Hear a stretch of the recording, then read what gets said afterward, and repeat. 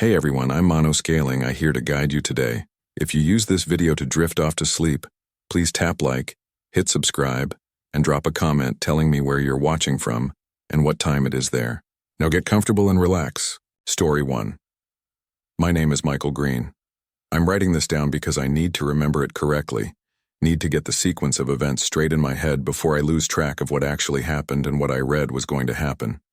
It's been 3 weeks since we left Ocala National Forest, and I still check the dates every morning when I wake up, just to make sure time is moving the way it's supposed to. We went down to Florida in late September, me and my wife Diane, along with our friends Tom and Linda Morrison. Tom and I worked together at an accounting firm in Atlanta. We'd been talking about taking our RVs out for a joint trip for over a year, but something always came up. Kids' schedules, work projects, the usual excuses. Finally, that fall we just committed to a week in Ocala National Forest. Diane had been stressed about her mother's declining health, and I thought getting away would be good for her. The drive down was fine. We caravanned, Tom and Linda in their Winnebago ahead of us, Diane and me in our slightly smaller Airstream. We'd rented spots at a place called Alexander Springs, decent facilities, not too crowded this time of year. The Forest Service campground was maybe 40% full when we arrived on a Thursday afternoon. I remember thinking it looked perfect. Tall pines, that distinctly Florida scrubland feel. Warm, but not oppressive. Our sites were next to each other, backing up to a trail that led deeper into the forest. Tom grilled burgers that first night while Linda and Diane caught up on gossip about people from the firm. Everything felt normal. Easy.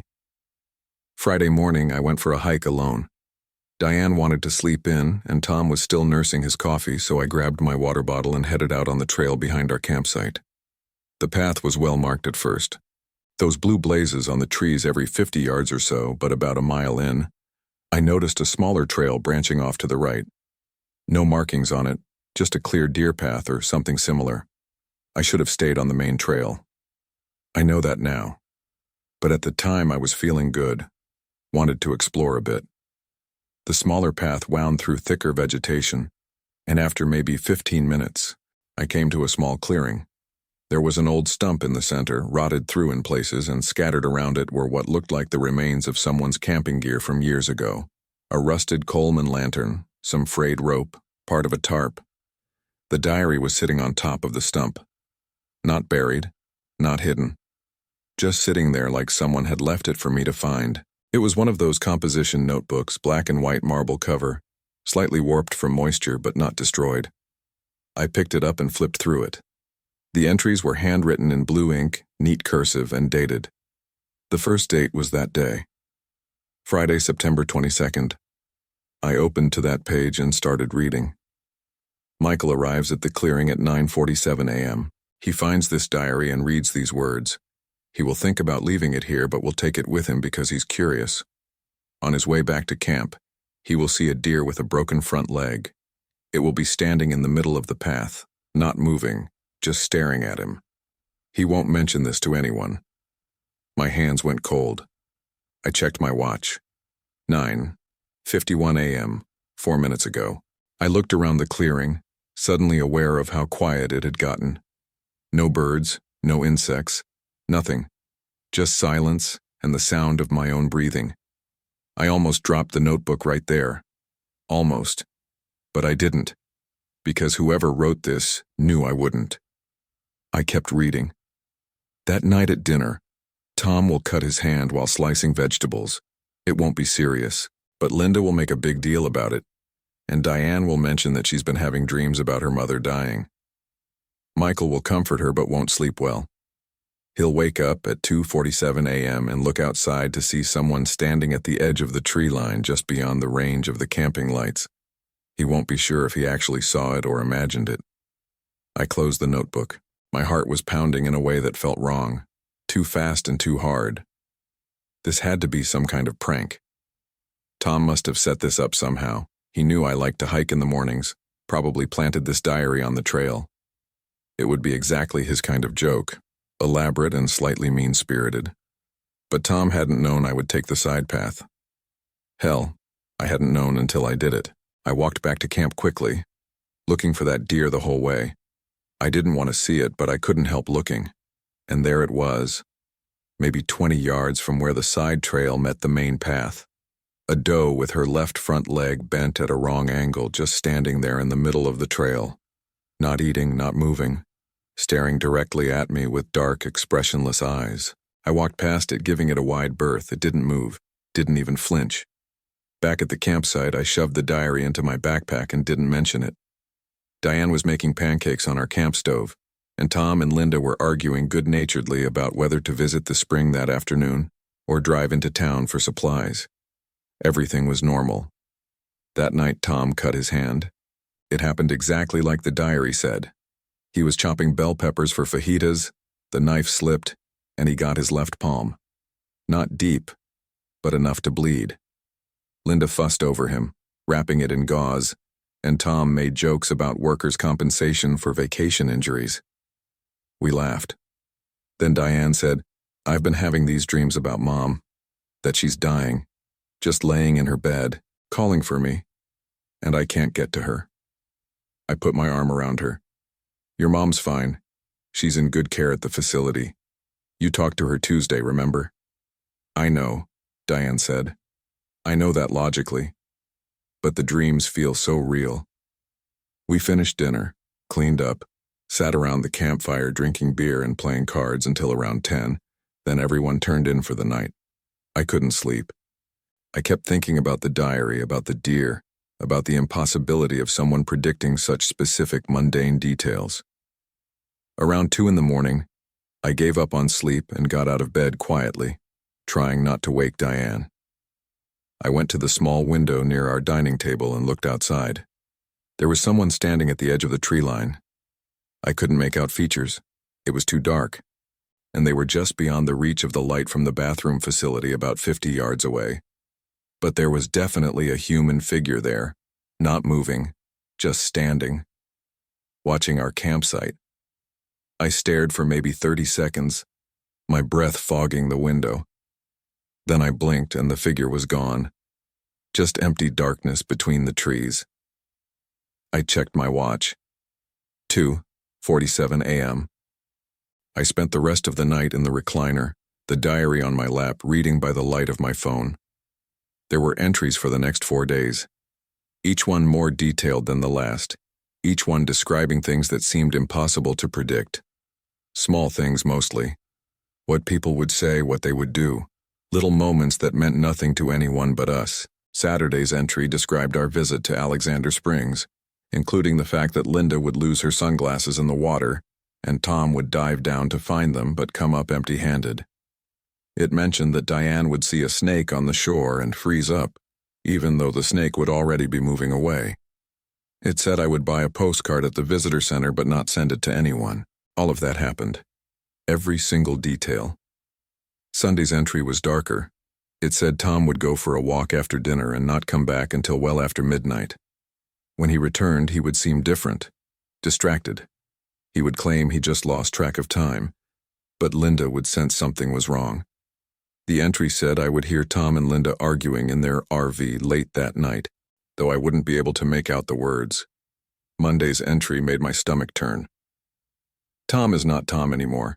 He looks the same, sounds the same, but something is missing. Linda notices it first. She will pull Diane aside and say she thinks Tom is having an affair, or maybe is sick with something he won't talk about. But that's not what's wrong with Tom. What's wrong with Tom is that Tom isn't there anymore. Something else is using his shape. Tuesday's entry was worse. Michael will show Diane the diary. She won't believe him at first, will think it's an elaborate joke or that he's having some kind of breakdown. But then Tom will do something that proves the diary is real. He will hurt Linda, not seriously enough to require a hospital, but enough to scare her, enough to change everything. Tom will apologize, will seem confused by his own actions, but it will happen again, and again. Wednesday's entry was the last one with writing. It was just one sentence. They shouldn't have built the campground here. The rest of the pages were blank. Saturday unfolded exactly as predicted. We went to the springs. Linda lost her sunglasses. Diane saw the snake. I bought the postcard, a family photo of a manatee. I stood at the counter with a book of stamps in my hand, and couldn't think of a single person I wanted to send it to. That night I couldn't eat dinner. I kept watching Tom, looking for signs that something was different about him, but he seemed fine. Maybe slightly quieter than usual. But Tom was always the type to have mood swings. He laughed at the right times, told the same kind of dumb jokes he always told. After dinner, he said he was going for a walk. "Want company?" Linda asked. "Nah, I just need to clear my head. Been sitting too much." He kissed her on the cheek and headed off down the trail with a flashlight. We played Scrabble, the three of us. Linda won, like she always did. Around 9:30, she started glancing at her watch. By 10, she was calling Tom's cell phone, but it went straight to voicemail. No signal this deep in the forest. "He probably just walked farther than he meant to," I said. "You know Tom. He gets focused on something and loses track of time." "He's been gone 3 hours, Michael." Diane gave me a look. Maybe we should go look for him. I didn't want to. I wanted to stay in the safe circle of light from our camp. Wanted to pretend that the diary was wrong, that Tom would come back any minute with some reasonable explanation. But Linda was scared, and Diane was right. We got our flashlights and followed the trail. It was darker than I expected, the canopy blocking out most of the moonlight. Our beams cut through the blackness, picking out trees and underbrush and nothing else. We called Tom's name. Our voices sounded small. We walked for maybe 45 minutes before turning back. No sign of him. Linda was trying not to cry. "Should we call someone?" Diane asked when we got back to camp. "And say what?" I said. "That a grown man went for a walk and isn't back yet. They won't do anything until morning." We stayed up, keeping the fire going, waiting. Linda sat in one of our camp chairs with a blanket around her shoulders, not speaking. Around 12:30, we saw a flashlight beam coming up the trail. Tom emerged from the darkness, looking tired but uninjured. "Jesus Christ, Tom." Linda stood up so fast her chair tipped over. "Where the hell have you been?" "I'm sorry, I walked farther than I meant to. Lost track of time." He said it exactly the way the diary predicted he would. The exact words. "We were worried sick." "I know. I'm sorry. I just needed to think." "Think about what?" Tom looked at her, and for just a second I saw something in his expression that didn't match his words. Something flat and distant. Then it was gone. And he was Tom again, apologizing, hugging Linda, promising not to do it again. We all went to bed. I lay awake for a long time, listening to the sounds of the forest outside. Around 2 in the morning, I heard voices from Tom and Linda's RV. Tom's low rumble, Linda's sharper tone, arguing about something. I couldn't make out the words, just the cadence of anger and defensiveness. The diary had been right about every single thing. Sunday, I woke up feeling like I hadn't slept at all. Diane was already up, making coffee. Tom and Linda were outside, sitting at the picnic table between our sites. Linda looked exhausted. Tom was reading something on his phone. "Morning," I said, trying to sound normal. Linda barely acknowledged me. Tom looked up and smiled, but it didn't reach his eyes. "Morning, Mike. Sleep okay?" "Not really. You?" "Like a rock." Linda made a small sound, not quite a laugh, not quite a sob. "He's lying. We were up half the night." "Linda, no, Tom, don't." She turned to Diane and me. "Can I talk to you, Diane, privately?" They walked off toward the bathroom facilities, leaving me alone with Tom. He went back to his phone. I poured coffee and tried to think of something to say. "Everything okay with you two?" I finally asked. "She thinks I'm having an affair." Tom said it matter-of-factly without looking up. "Are you?" "No." He set his phone down and looked at me directly. "I'm not having an affair. I'm not sick. I'm not depressed. I just needed some time alone last night, and Linda's making it into this big thing." "You were gone for 3 hours, man. She was scared." "I know." He rubbed his face. "I know. I'll make it up to her." But there was something wrong with the way he said it, something too calculated, too rehearsed, like he was reading lines from a script he didn't fully understand. Diane came back alone. Linda's pretty upset, she told me quietly. She thinks something's wrong with Tom. Says he's been acting strange all weekend. Has he? I don't know. He seems fine to me. Maybe a little quiet. I wanted to tell her about the diary. Wanted to show her the entry for tomorrow, the one that said Tom would hurt Linda. But it seemed insane. She'd think I was losing it. Instead, I said, maybe we should cut the trip short. Head home early. We've only been here 3 days. I know, but is this about Tom? Michael, if they're having problems, that's between them. We can't just abandon our vacation because they had a fight. She was right. Of course she was right. But the diary sat in my backpack like a stone, and I couldn't shake the feeling that we needed to leave this place before Monday. That night, Tom seemed to be trying extra hard to act normal.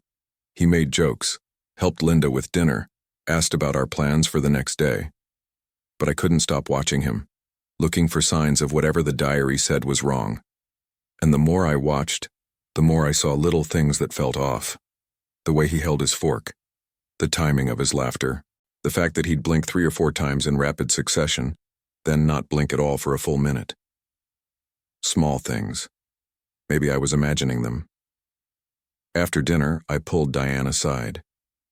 I need to show you something. We went into our RV and I got the diary out of my backpack. I showed her Friday's entry, then Saturday's. Walked her through every prediction that had come true. She read it carefully, her expression shifting from skepticism to confusion to something that might have been fear. Where did you get this? I found it. On the trail. Friday morning. This is someone messing with us.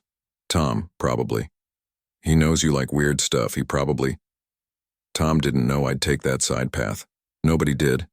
And look at the details, Diane. The exact time I found it. The deer with the broken leg. Linda's sunglasses. How would anyone know those things ahead of time? I don't know. She flipped to Monday's entry, read it. Tom is not Tom anymore? What does that mean? I don't know. But look at Tuesday. She read it. Her hands started shaking. Michael, this is sick. This is someone's sick joke. It's not a joke. Everything in here has happened exactly as written, everything. So what are you saying? That this diary predicts the future? That's impossible. I know it's impossible, but it's happening anyway. She looked at me for a long time. What do you want to do? I want to leave tonight, pack up and go home. We can't just, yes we can. We tell Tom and Linda we have a family emergency. We leave. And then what? If this thing is real, if it actually predicts the future, leaving won't change it. Tuesday's entry will still happen. She was right. I knew she was right, but I couldn't stay here anymore. Couldn't spend another night in this forest waiting for the next prediction to come true. We'll tell them in the morning, Diane said finally. Say we got a call about my mom. They'll understand. That night I didn't sleep at all. I sat in the chair by the window watching the tree line, waiting for that figure to appear again. It never did. But around 3 in the morning, I heard something outside. Footsteps, slow and deliberate, circling our RV. I wanted to look out. Wanted to see who or what was out there, but I couldn't make myself move. The footsteps continued for maybe 5 minutes, then stopped. In the morning, I found a perfect circle of stones arranged around our campsite. Small white rocks, each one about the size of a golf ball, placed exactly 2 feet apart. They hadn't been there the night before. I kicked them apart before Diane woke up. We told Tom and Linda at breakfast that we needed to leave. Family emergency. Diane's mom. They were understanding, concerned, offered to come with us if we needed support. We declined, started packing up the RV. That's when things fell apart. Linda came over while Diane was inside and I was rolling up our awning. She looked terrible. Dark circles under her eyes, her hands shaking slightly. Michael, I need to talk to you. About Tom. What about him? Something's wrong. Something's really wrong. Last night after you guys went to bed, he hurt me. She pulled up her sleeve. There were bruises on her forearm, finger-shaped marks, dark purple against her pale skin. He grabbed me.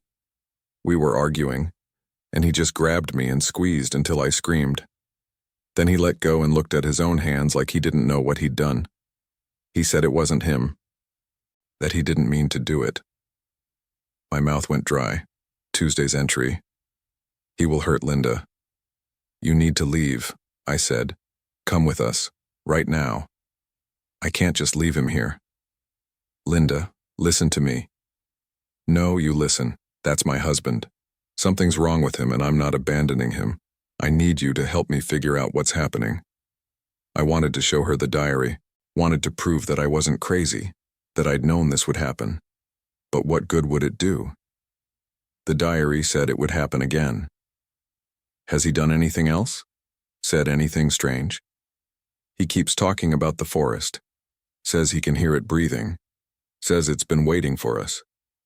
She laughed, but it was a broken sound. He's scaring me, Michael. Tom appeared then, walking over from their RV. He looked normal, smiled at both of us. Hey, you guys need help packing?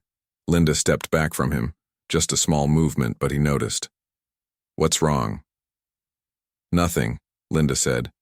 I was just talking to Michael about his mother-in-law. Tom looked at her arm, at the bruises she'd shown me. Something flickered across his face. Recognition, maybe, or guilt.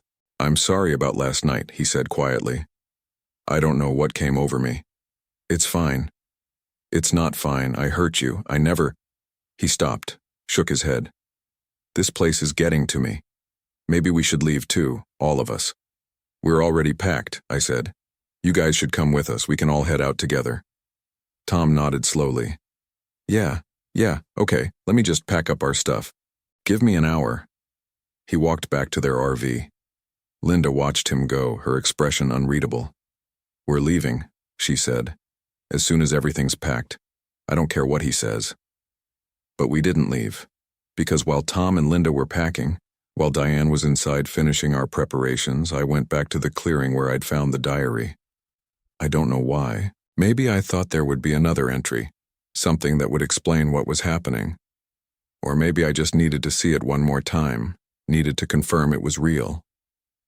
The clearing looked different in the morning light. Smaller somehow, less ominous. The old camping gear was still scattered around, but now I could see other things I'd missed before. More stones arranged in patterns, symbols carved into tree bark. And in the center of the stump where the diary had been, there was a message scratched into the wood. Thank you for reading. Now you're part of it too. I ran back to camp. My heart was hammering. Tom and Linda's RV was still there, but I didn't see either of them outside. Diane was securing the last of our supplies. Is everything okay? She asked, seeing my face. We need to go. Right now. Michael. Right now, Diane. I'll explain in the car. Where are Tom and Linda? I think they're still packing, Tom said. A scream cut through the air. Linda's voice coming from their RV. I ran. Didn't think, just ran. Burst through their door to find Linda on the floor, blood streaming from her nose. Tom was standing over her, his hands raised like he was about to strike again, but he was crying. Tears streaming down his face even as his hands formed fists. I can't stop, he said. His voice was his own, but wrong somehow. Mechanical. I can't stop. It's making me. Tom, step back. I move between him and Linda. It's in my head, Mike, ever since that walk. It got in my head and it won't let me go. He looked at his hands like they belonged to someone else. You have to stop me, please, before I really hurt her. Linda was sobbing on the floor. I helped her up, got her outside. Diane was there, and I pushed Linda toward her. Get her in our RV, lock the door. Michael, just do it. I turned back to Tom. He was sitting on the floor now, his head in his hands. It's the forest, he said. It's alive. It's been alive this whole time, just waiting. And I let it in. What are you talking about? Sunday night. The walk. I went off the trail, found a cave. Something was inside. I thought it was a person at first, someone who needed help, but when I got close. He looked up at me and his eyes were wrong. the pupils too large, the whites threaded with thin black veins. It showed me things, Mike. Showed me what this place really is. What it wants. We're leaving. All of us. Right now. You can't leave. He said it with certainty. Once you've read the diary, you're part of it. It's already started with you too. That's not true. Check your hands. I looked down. My hands were shaking, not from fear, but with small involuntary spasms. Like something was testing the controls. It takes time, Tom said. Started with me Sunday night. I'd say you've got until tomorrow, maybe the day after. Then you won't be you anymore either. I backed toward the door. You're sick. You need help. I needed help 3 days ago. Now it's too late. I got out of the RV, slammed the door behind me. Diane and Linda were in our vehicle, Diane in the driver's seat with the engine running. I climbed in the passenger side. Drive, I said. What about Tom? He's not Tom anymore. Just drive. Diane pulled out, towing our RV toward the main road. I watched Tom and Linda's vehicle disappear behind us. In the side mirror, I could see Tom emerge from his RV. He just stood there watching us go. Not moving. Not waving. Just standing. We drove straight through to Atlanta. 15 hours with only brief stops for gas and food. Linda sat in the back, not speaking. When we finally pulled into our driveway just after midnight, she asked if she could stay with us. Her voice was small, broken. Of course, Diane said. We got Linda settled in the guest room, gave her something to help her sleep. Then Diane and I collapsed into bed, exhausted but too wired to actually rest. What happened back there? She asked. What was wrong with Tom? I don't know. It was the truth. I didn't know. The diary had predicted that Tom would hurt Linda, but it hadn't explained why. Hadn't warned me that the same thing might happen to me. My hands were still shaking, small tremors that I couldn't control. Michael, your hands, it's just stress, I'm fine. She didn't believe me. I could see it in her eyes. But she didn't push it. That was 3 weeks ago. Tom never came back from the forest. Linda filed a missing persons report, but the rangers who searched the area found nothing. His RV is still there, according to the last update. Empty. No sign of him anywhere. The shaking in my hands has gotten worse. It's spreading now, up my arms, into my shoulders. Sometimes I lose time. An hour here, 2 hours there. Diane says I go blank during those times, just stare at nothing. When I come back, I have no memory of it. Yesterday, I found another diary. It was sitting on our kitchen counter when I woke up. Same black and white marble cover. Same blue ink. I opened it with shaking hands. The first entry was dated today. Michael knows he's changing. He can feel it happening, the way Tom felt it. Soon he won't be Michael anymore. He'll look the same, sound the same, but something else will be using his shape, using his memories, wearing his life like a costume. The second entry is dated tomorrow. Diane will notice. She'll try to help him, but it's too late. The forest doesn't let go once it has you. It's patient. It's been patient for a very long time. All it needs is for people to read the words, to become part of the story. There are more entries. I haven't read them all yet. I'm not sure I want to know. I'm writing this down now while I'm still me, while I still remember who I am and what happened, because soon I won't. Soon something else will be looking out through my eyes, speaking with my voice, living my life. Diane is sleeping in the next room. Linda is in the guest room downstairs. They're both safe for now. But the diary says that won't last. The diary says tomorrow I'll hurt Diane. The diary says I won't be able to stop myself. The diary is always right. I can hear something outside our window. Footsteps, slow and deliberate, circling the house. The same sound I heard that night in the forest. And I can hear something else too. A voice, low and rhythmic, like a chant or a prayer. It's coming from inside my own head. My hands aren't shaking anymore. They've stopped completely. They're waiting for instructions. I should wake Diane, should warn her, should tell her to take Linda and run far away from here. But I won't, because I'm already changing. I can feel it happening, like ice spreading through my veins, replacing everything I am with something else, something older, something patient. The forest doesn't need you to come to it, you just need to read the words, you just need to become part of the story. And once you're part of the story doesn't end. It just finds new readers. I'm going to leave this account somewhere it will be found, maybe in a drawer, maybe online, maybe just sitting on a table in a coffee shop. Somewhere a curious person will pick it up and read it. Because that's what the diary says happens next. It says someone will read my words. Someone will wonder if any of it is real, and then they'll start noticing small things, coincidences, patterns. Time will start to feel wrong. They'll lose hours without realizing it. And somewhere, in a forest they've never been to, a diary with their name on it will be waiting. My name is Michael Green, or at least it used to be. Now I'm not sure who I am anymore, but I know what I am. I'm the story that keeps spreading, keeps finding new people to tell it through. The forest found me, changed me, and now I'm doing what it needs me to do. What Tom did before me, what countless others have done before him. We're all part of it now, all part of the forest's long, patient hunger.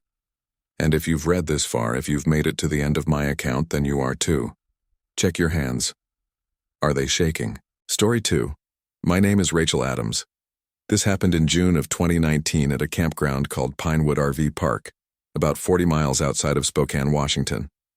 I'm writing this down because people keep asking me what happened to Jen, and I don't know how many more times I can say it out loud.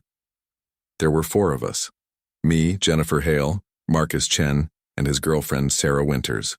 We'd all gone to college together, and this was supposed to be our first reunion trip since graduation 3 years earlier. Marcus had just gotten promoted at his firm in Seattle. Sarah was finishing her residency in Portland. Jen had moved back to Spokane to help her mom after her dad died. I was teaching middle school English in Tacoma and desperately needed a break. The RV was Marcus's idea.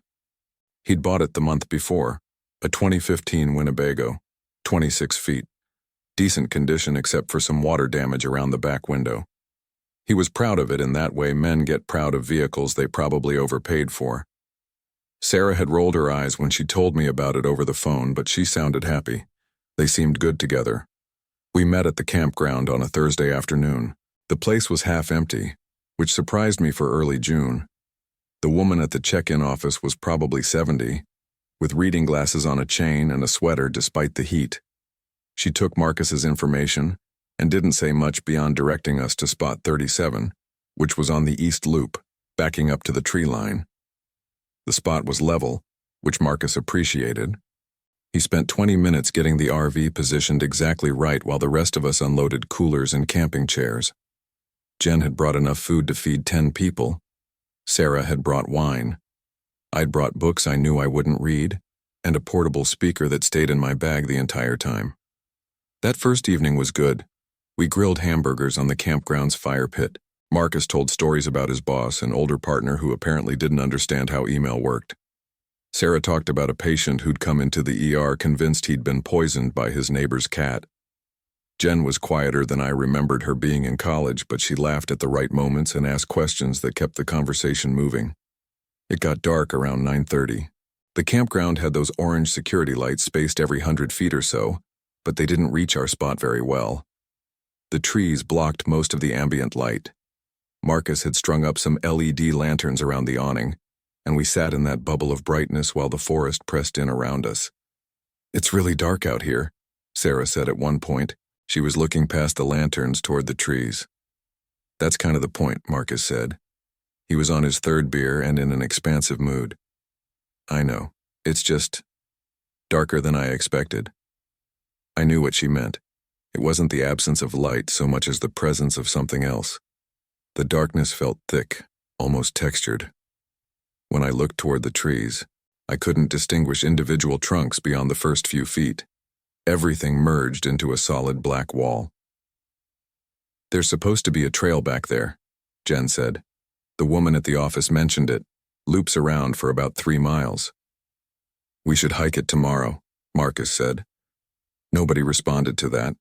We'd all driven several hours to get here, and I think we were all feeling the specific exhaustion that comes from traveling, and then immediately trying to relax in an unfamiliar place. We stayed up until midnight, which felt late, but probably wasn't. I was in the middle of telling a story about one of my students when the first rumble of thunder rolled across the sky. Shit, Marcus said. I didn't check the weather. The storm came on fast. We'd barely gotten inside the RV when the rain started, heavy drops that sounded like gravel on the aluminum roof. The wind picked up, rocking the RV slightly on its suspension. Marcus went around checking windows while Sarah helped Jen pack away the food we'd left outside. I stood at the back window watching the storm. The lightning was constant, bright enough to throw stark shadows of the trees against the ground. During one flash, I saw how close the forest actually was, maybe 20 feet from the RV's rear bumper. In the next moment of darkness, those 20 feet felt like nothing at all. This is intense, Sarah said. She'd come to stand beside me. The thunder was nearly continuous now, less like individual claps and more like a sustained roar. Between strikes, I could hear the rain hammering the roof, and the wind making the whole vehicle shudder. Then the lightning hit something close. Close enough that the thunder was immediate, a physical force that I felt in my chest. The lights in the RV flickered and went out. In the sudden darkness, someone yelped. I think it was Jen. Everyone okay? Marcus's voice tight with adrenaline. Yeah, I said. Sarah echoed me. Jen? I'm fine. Jesus Christ, that was close. Marcus fumbled with his phone, using the flashlight to navigate to the breaker panel. I'll try to reset it, but we might be out until morning if something's actually fried. He flipped switches while the rest of us stood in the dark, phones out, casting weird overlapping shadows. The lights didn't come back on. Might be the campground's electrical, he said. Could be they lost power. We looked out the windows, the other RVs in sight. There were maybe 3 or 4 visible. We're also dark. Nothing we can do about it tonight, Sarah said. Let's just sleep. The sleeping arrangements were awkward. Marcus and Sarah took the bedroom in the back. Jen got the fold-out couch in the living area. I'd brought a sleeping bag and claimed the floor space beside her. It wasn't comfortable, but I'd slept in worse places. The storm continued for another hour. I lay in my sleeping bag listening to the rain and the wind and the creaking of the RV. At some point I dozed off. I woke to voices, not conversation, just fragments, words without context. I heard Marcus say something about coffee, then Sarah's voice, too distant to make out, a laugh that might have been Jen's. I opened my eyes.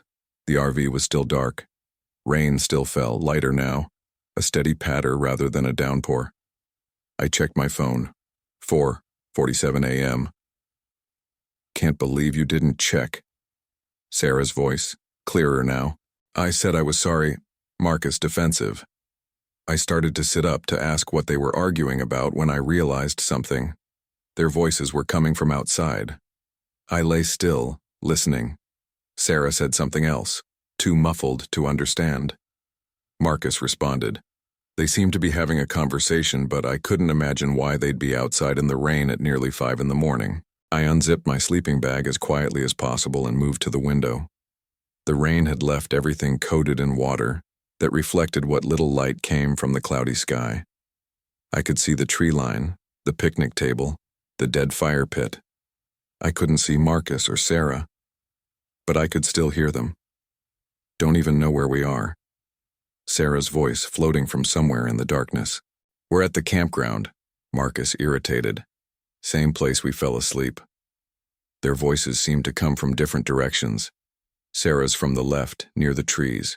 Marcus's from somewhere to the right, past where our car was parked. I stood at the window for several minutes waiting for them to come into view. They never did. Their conversation continued, fragments and pauses, words that almost made sense but didn't quite form a coherent exchange. Then Jen spoke and I nearly screamed. Rachel? Are you awake? Her voice came from behind me. I turned. She was sitting up on the couch, hair messed from sleep, looking at me with groggy confusion. "I'm awake," I said. My mouth felt dry. "Did you hear that?" she asked. "Hear what?" "The voices. Marcus and Sarah. They're outside," I said, even though I wasn't sure that was true anymore. Jen got up and joined me at the window. We stood there together, looking out at the wet darkness. The voices had stopped.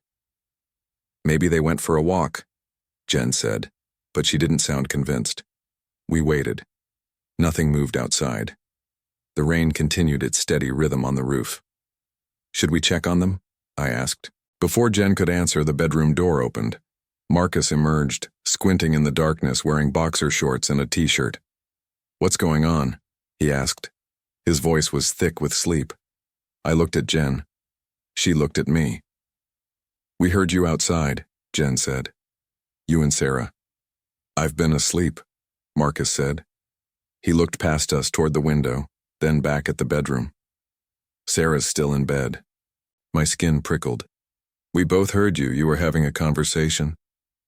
"I'm telling you, I was asleep until just now." He moved past us to the window, looking out. "What did you hear?" "Your voices," I said.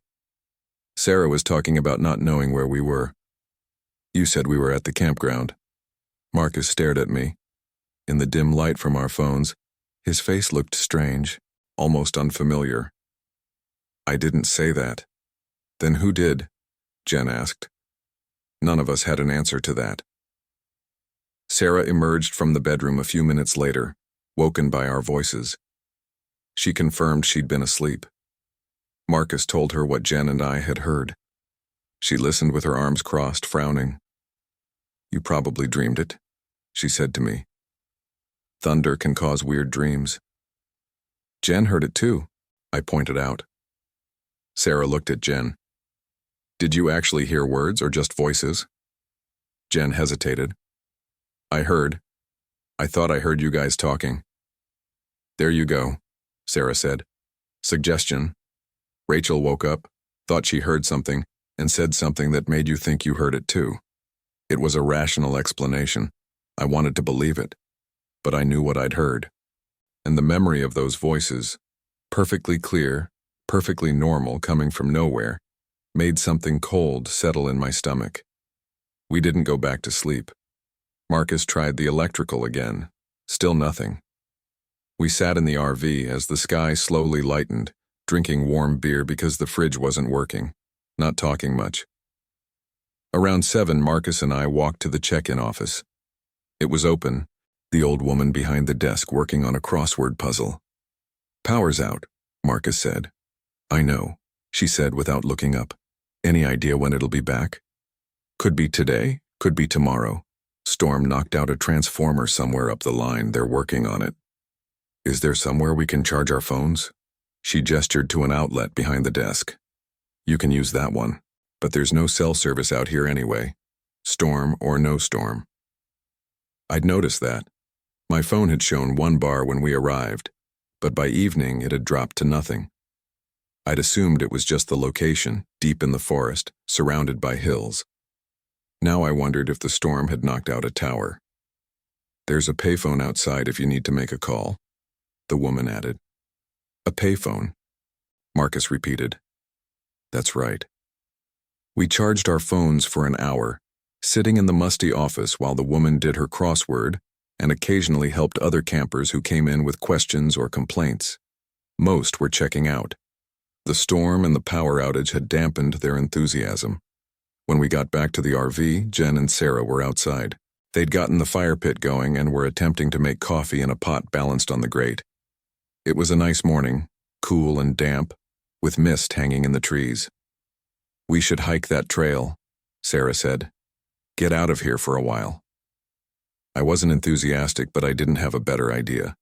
We ate granola bars for breakfast, packed some water and snacks, and followed the trail marker into the woods. The path was clear enough, marked with small wooden posts every 50 feet or so.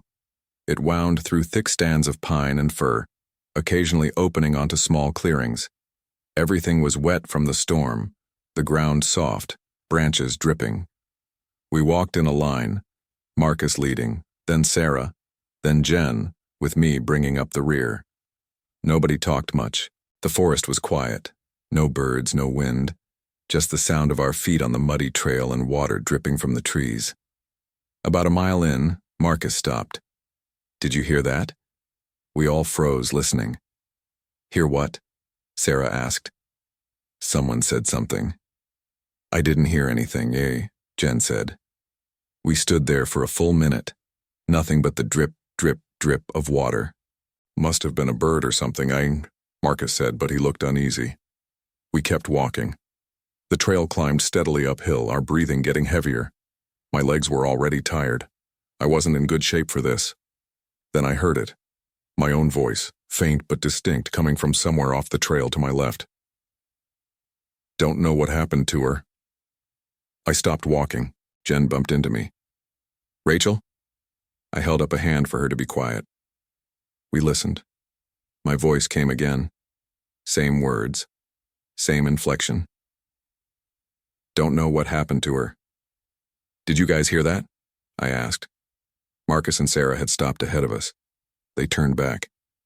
"Hear what?" Sarah asked. My voice, saying. I trailed off, realizing how crazy it sounded. "What did it say?" Jen asked. She looked frightened. I repeated the words. "I don't know what happened to her." "Who's her?" Marcus asked.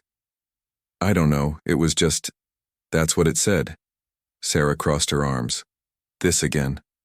"I heard it," I insisted. "Echoes," Sarah said. "Sound carries weird in forests. Maybe you said something earlier and it's bouncing around or something." "That's not how echoes work," Marcus said. "Then what is it?" Sarah's voice was sharp. Nobody answered. We stood on the trail, the four of us, looking at each other and not quite making eye contact. "Let's keep going," Jen finally said. We walked for another 20 minutes. The trail leveled out, following the contour of a hillside. Through the trees to our right, I could see down into a valley thick with forest, no signs of roads or buildings. That's when Sarah heard it. She stopped suddenly, her hand coming up. "Wait!" Her voice, distant but clear, drifted through the trees. "We should go back." We all heard it this time. No possibility of imagination or suggestion. It was Sarah's voice, exact in tone and cadence, coming from somewhere ahead on the trail. "What the fuck?" Marcus said quietly. Sarah's face had gone pale. "That's not me." The voice came again. "We should go back." Same words, same delivery, like a recording played on loop. "We're going back," Jen said. She was already turning around. "Wait," Marcus said, but there wasn't much conviction in it. "No," Sarah said. "She's right. Something's wrong here." We retraced our steps, moving faster now, not quite running, but close. My heart hammered in my chest. The trail seemed longer than before. Every sound made me flinch.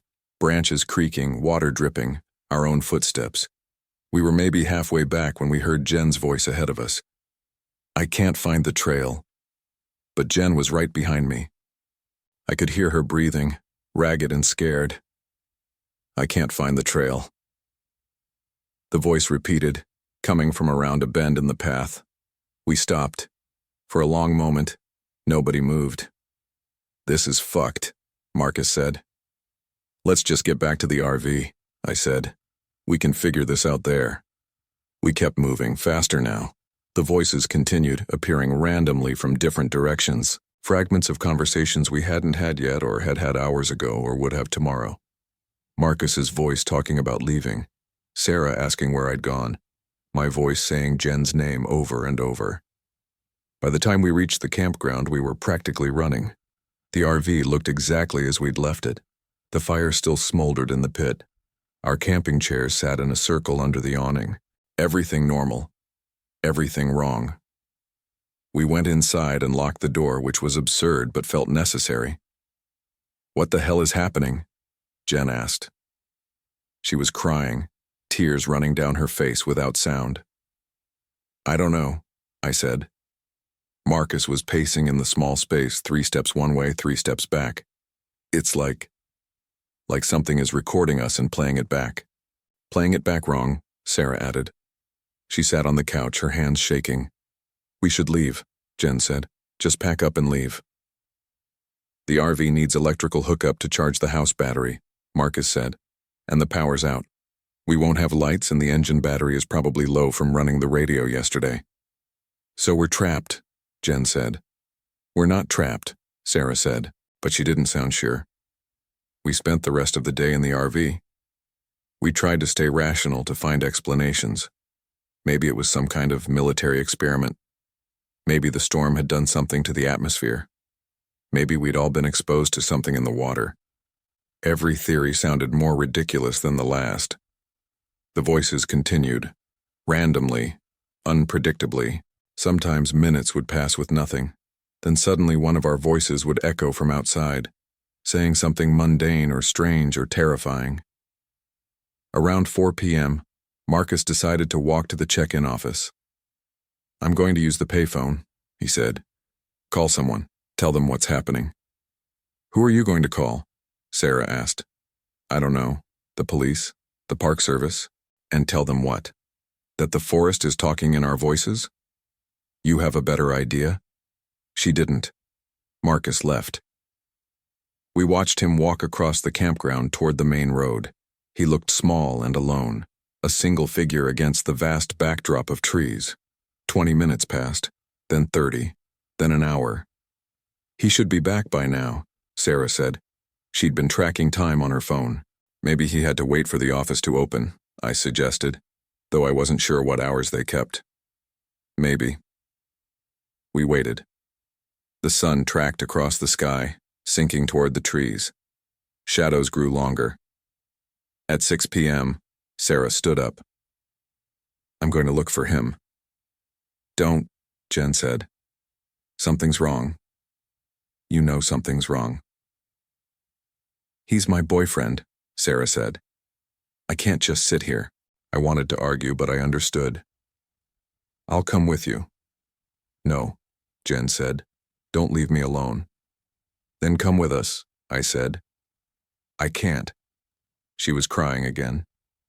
I can't go back out there. Sarah and I looked at each other. Without speaking, we came to an agreement. We'd go together. Jen would stay in the RV with the doors locked. If we're not back in an hour, Sarah said, I don't know. Do something.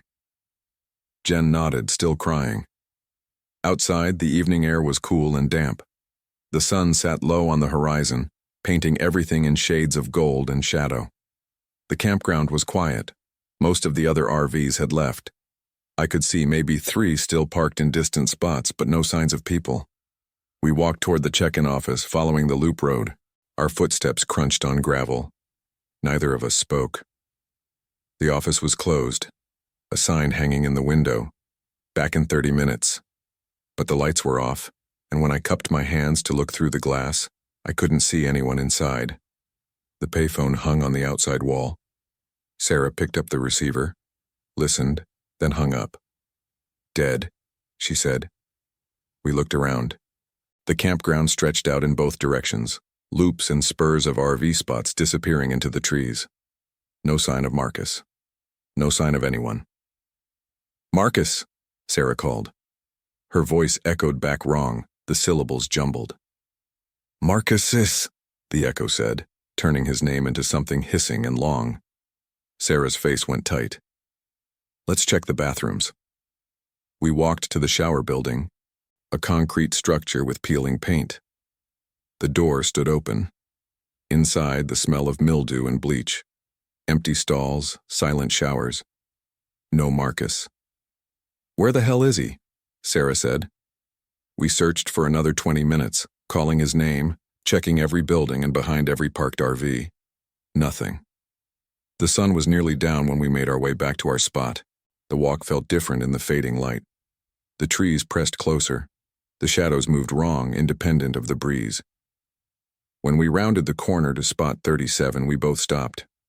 Marcus stood beside the RV. Relief flooded through me so intensely I felt dizzy. Sarah ran toward him. Where were you? We've been looking everywhere for... She stopped mid-sentence, maybe 10 feet from him. I caught up, breathing hard. Marcus, what happened? Did you make the call? He didn't answer. He just stood there facing the RV, completely still. Marcus? Sarah's voice was quiet now, uncertain. He turned to look at us. His movements were smooth but somehow wrong, like a video played at slightly the wrong speed. When he smiled, it was Marcus's smile, but it didn't reach his eyes. I couldn't find the office, I wrote what he said. His voice was flat, affectless. Yes, you did, Sarah said. We just came from there. It's closed, but we saw it. I couldn't find it, he repeated. Same words, same flat tone. Sarah took a step back. What's wrong with you? Marcus tilted his head, still smiling. Nothing's wrong. I'm back now. Where did you go? I asked. Into the trees, he said. I heard someone calling. I thought it was you. We didn't call you, Sarah said. Someone did. His smile widened. They said my name, over and over. Marcus, Marcus, Marcus. The repetition made my skin crawl. This wasn't Marcus. Something was using his face, his voice, but the person inside was gone or buried or replaced. We need to go inside, I said to Sarah. Now. Marcus. Come inside with us, Sarah said. She was trying to keep her voice steady. He didn't move. I like it out here. It's quiet. Please, Sarah said. You should come out here with me, Marcus said. It's better out here. No, I said. I grabbed Sarah's arm and pulled her toward the RV. She resisted for a moment, then let me guide her. At the door, we both looked back. Marcus still stood in the same spot, smiling, watching us. As we climbed the steps, he raised one hand in a slow wave. Inside, Jen sat on the couch, hugging her knees. She looked up when we entered. Where's Marcus? She asked. Outside, Sarah said. Her voice was shaking. Why isn't he coming in? Because he's not Marcus anymore, I said. Jen stared at me. What? We told her what happened. With each detail, her face grew paler. When we finished, she got up and went to the window. He's still there, she said. Just standing. We all looked. Marcus, or the thing wearing Marcus, stood exactly where we'd left him. As we watched, he turned in a slow circle, his head tilted up as if studying the sky. We have to leave, Jen said. Right now, even without the battery charged. We just drive. The engine battery might not turn over, and Sarah said.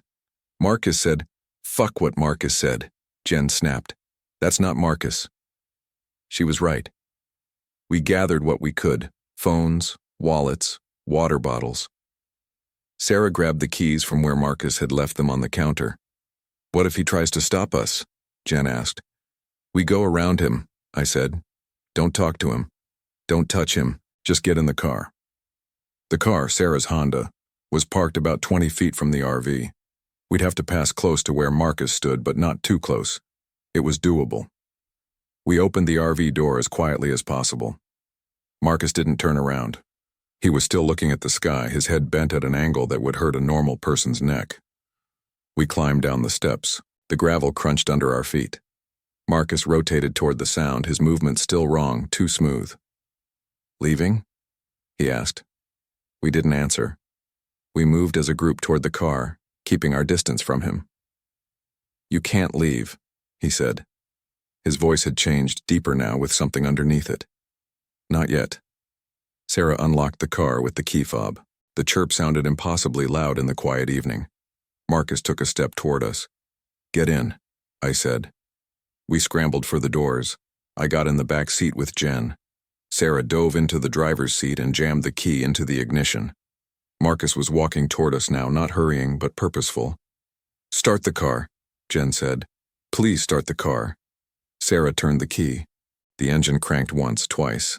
Didn't catch. Come on, she said through clenched teeth. Marcus was 10 feet away. She turned the key again. The engine caught, rumbled to life. She threw it into reverse and hit the gas. We shot backward, tires spraying gravel. Marcus lunged forward, his hand slapping against the passenger window. The impact left a smear of something dark on the glass. Sarah cranked the wheel, putting the car into drive. We fishtailed on the loose gravel, then straightened out, accelerating toward the campground exit. I looked back through the rear window. Marcus stood in the middle of the road, watching us go. Even from a distance, I could see his smile. We made it to the main road and turned toward what we hoped was civilization. The road was narrow, winding through dense forest. The headlights carved tunnels through the darkness. "Is he following?" Sarah asked, eyes on the rearview mirror. I turned to look. The road behind us was empty. "No," I said. "Where's the nearest town?" Jen asked. "I don't know," Sarah said. 40 miles, maybe less. We drove in silence. The road seemed to go on forever, nothing but trees and more trees. No other cars, no lights, just the endless stretch of asphalt and our headlights pushing back the darkness. After maybe 20 minutes, Sarah spoke. "Why does this feel wrong?" "What do you mean?" I asked. "The road. We came in from the north, right? This should be taking us back that way." "It is," Jen said. "Then why does it feel like we're going deeper?" I looked out the window. The trees pressed closer to the road here, branches overhanging, creating a tunnel effect. It did feel wrong, like we were descending rather than climbing out. "Maybe we took a wrong turn," I suggested. "There haven't been any turns," Sarah said. She was right. The road had been straight, or as straight as a forest road ever is. No intersections, no side roads. Just this single ribbon of asphalt running through the dark. "We should see something soon," Jen said. "A house, a gas station, something." We didn't. Another 10 minutes passed. Then Sarah slowed the car. "What's wrong?" I asked. She pointed ahead. The road ended. Not at an intersection or a gate, but simply ended. The asphalt stopped, giving way to dirt and grass, and beyond that, trees. "That's not possible," Jen said. Sarah pulled the car to a stop. We sat there, engine idling, staring at the impossible dead end. "We'll turn around," Sarah said. She sounded like she was trying to convince herself. "Go back to the campground. Take the other direction." She started to execute a 3-point turn in the narrow road. That's when the headlights swept across the trees and we saw them. Figures, standing among the trunks. Dozens of them, watching. They looked human from a distance. But as the headlights moved and shadows shifted, I caught details that didn't fit. Limbs too long, heads tilted at wrong angles, mouths that opened too wide. "Drive," I said. "Just drive."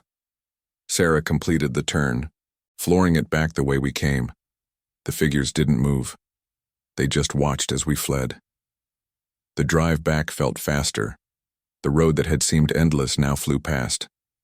Within minutes, we saw the entrance to the campground. Sarah didn't slow down. She drove past it. "What are you doing?" Jen asked. "We can't go back there," Sarah said. "But the other direction doesn't go anywhere. You saw it." We continued on. The road stretched ahead, still winding, still empty. Time became hard to track. My phone said it was 8:30, then 9, then 10. The numbers didn't feel real. Around what my phone claimed was 11 p.m., we saw lights ahead. Actual electric lights glowing warm and yellow. "Thank God," Sarah said. As we got closer, the lights resolved into shapes. Buildings, a gas station, a diner, a small cluster of civilization in the forest. Sarah pulled into the gas station and parked next to a pump. We sat there for a moment, not moving, not speaking. The normalcy of the place felt like a hallucination. "Should we get out?" Jen asked. "I think we have to," I said. We climbed out of the car. The air felt different here, warmer, more humid. The gas station looked old but maintained, the kind of place that had been standing since the 50s and would probably be here in another 50 years. A bell chimed as we pushed through the door. Inside, fluorescent lights buzzed overhead. Aisles of snacks and automotive supplies. A counter with a register. Behind it, a man in his 60s wearing a flannel shirt. "Evening," he said. He had a kind face, weathered and lined.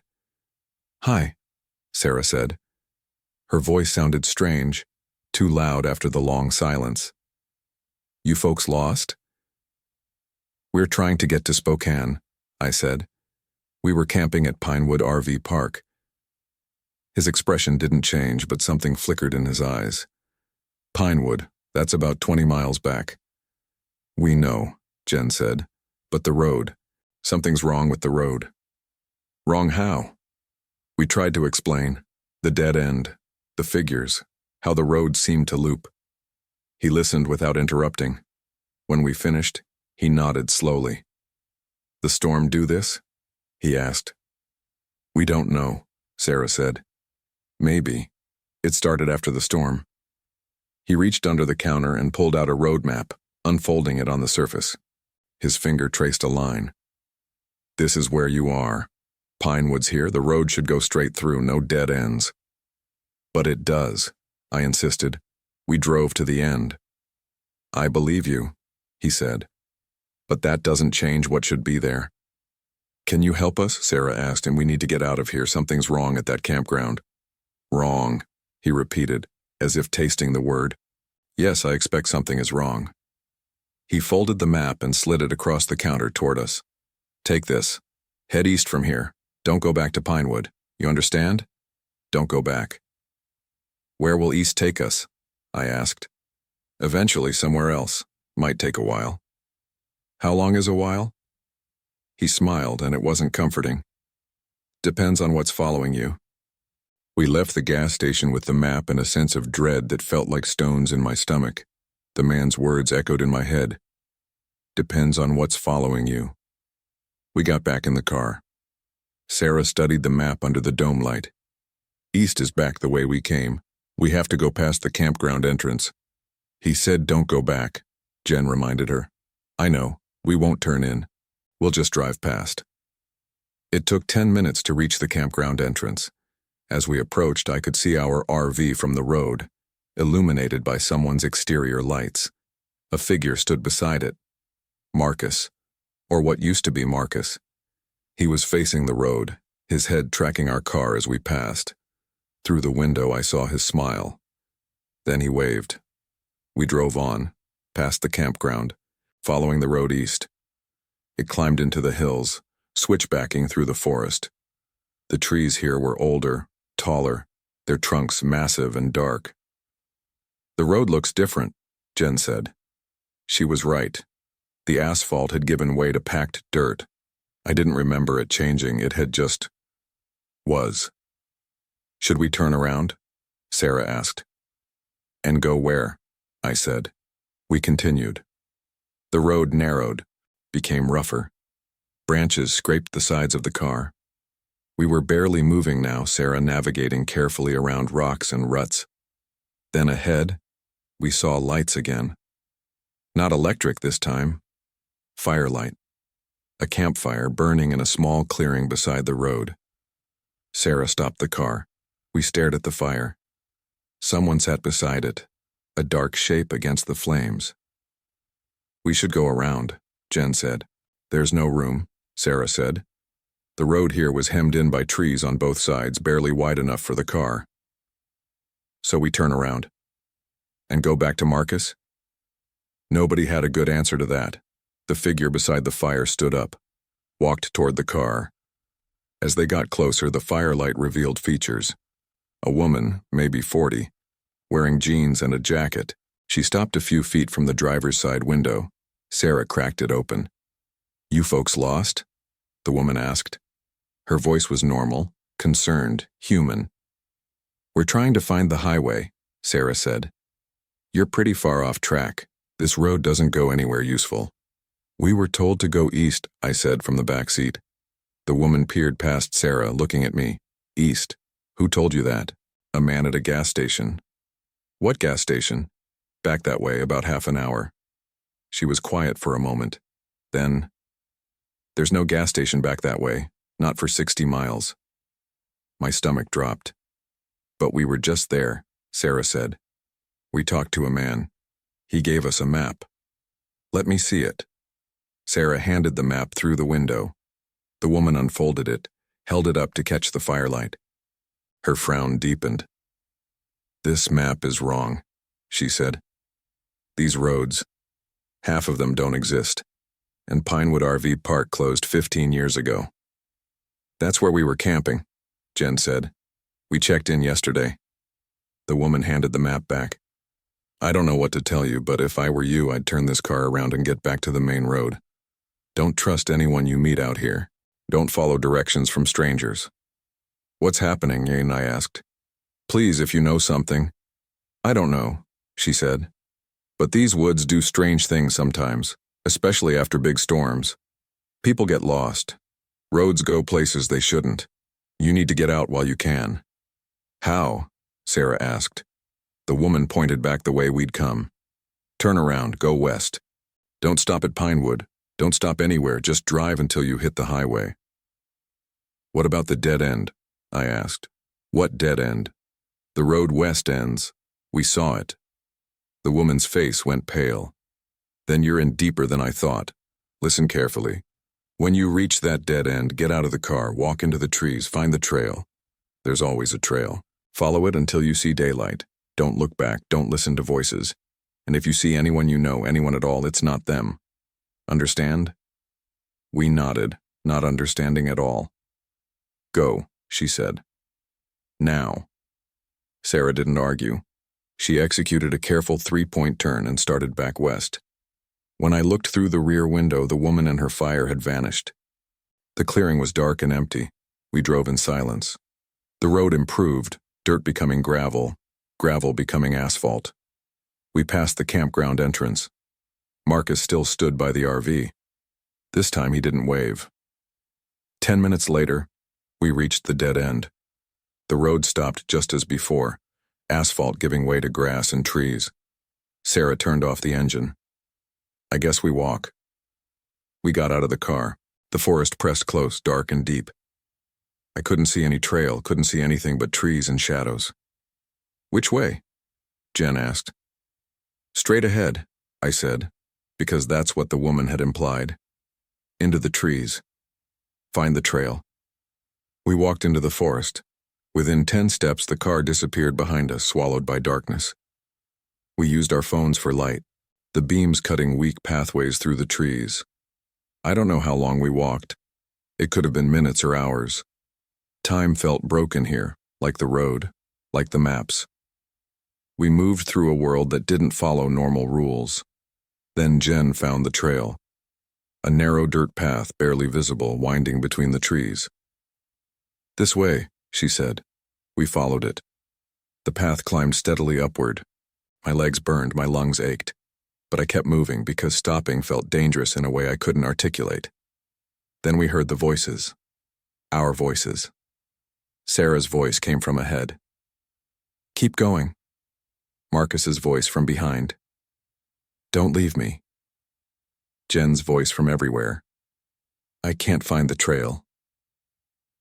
My own voice, speaking words I'd said hours ago or days ago or would say tomorrow. "Something's wrong with the road." We walked faster. The voices grew louder, overlapping, creating a cacophony of echoes and whispers and screams.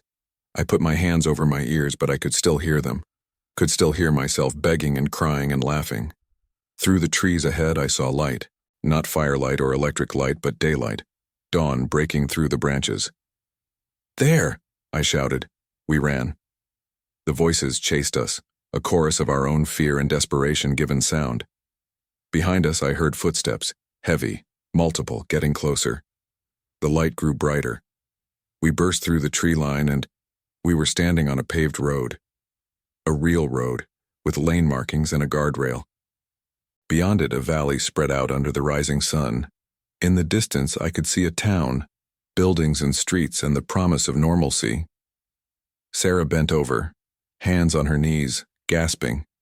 Jen was crying. I just stood there, looking back at the forest. The trees looked ordinary in the daylight. Just trees. Nothing moving, nothing watching. The voices had stopped. "Did that actually happen?" Jen asked. None of us answered. A car appeared on the road, heading toward us. It slowed, stopped. An elderly couple looked out with concern. "You girls okay?" the man asked. "Car trouble?" "We got lost," Sarah said. "We were camping and got lost." "Where's your vehicle?" "Back there." Sarah gestured vaguely toward the forest. "We had to walk." The couple exchanged glances. The woman spoke up. "There's no campground back there, just wilderness. Closest one is about 50 miles north." "We were at Pinewood," I said. "Pinewood?" The man frowned. "Pinewood burned down years ago. Whole place. Some kind of electrical fire during a storm. Nobody goes back there." We stood on the side of the road looking at these nice normal people in their nice normal car, and I didn't know what to say. How do you explain that you spent the night in a place that doesn't exist, running from something that wore your friend's face? The couple gave us a ride to the town, a small place called Riverside. They dropped us at a diner and we called Jen's mom to come get us. While we waited, we tried to piece together what happened. "Marcus is still there," Sarah said at one point. She hadn't stopped crying since we got in the couple's car. "Or something that looks like Marcus." "We don't know that," I said, but I did know it. We all did. Jen's mom arrived around noon. She hugged us all, asked questions we couldn't answer, and drove us back to Spokane. We filed a missing person report for Marcus, told the police we'd gotten separated, that he'd wandered off and we couldn't find him. They said they'd search, but I could tell they thought we were hiding something. The search teams found the campground, or what was left of it.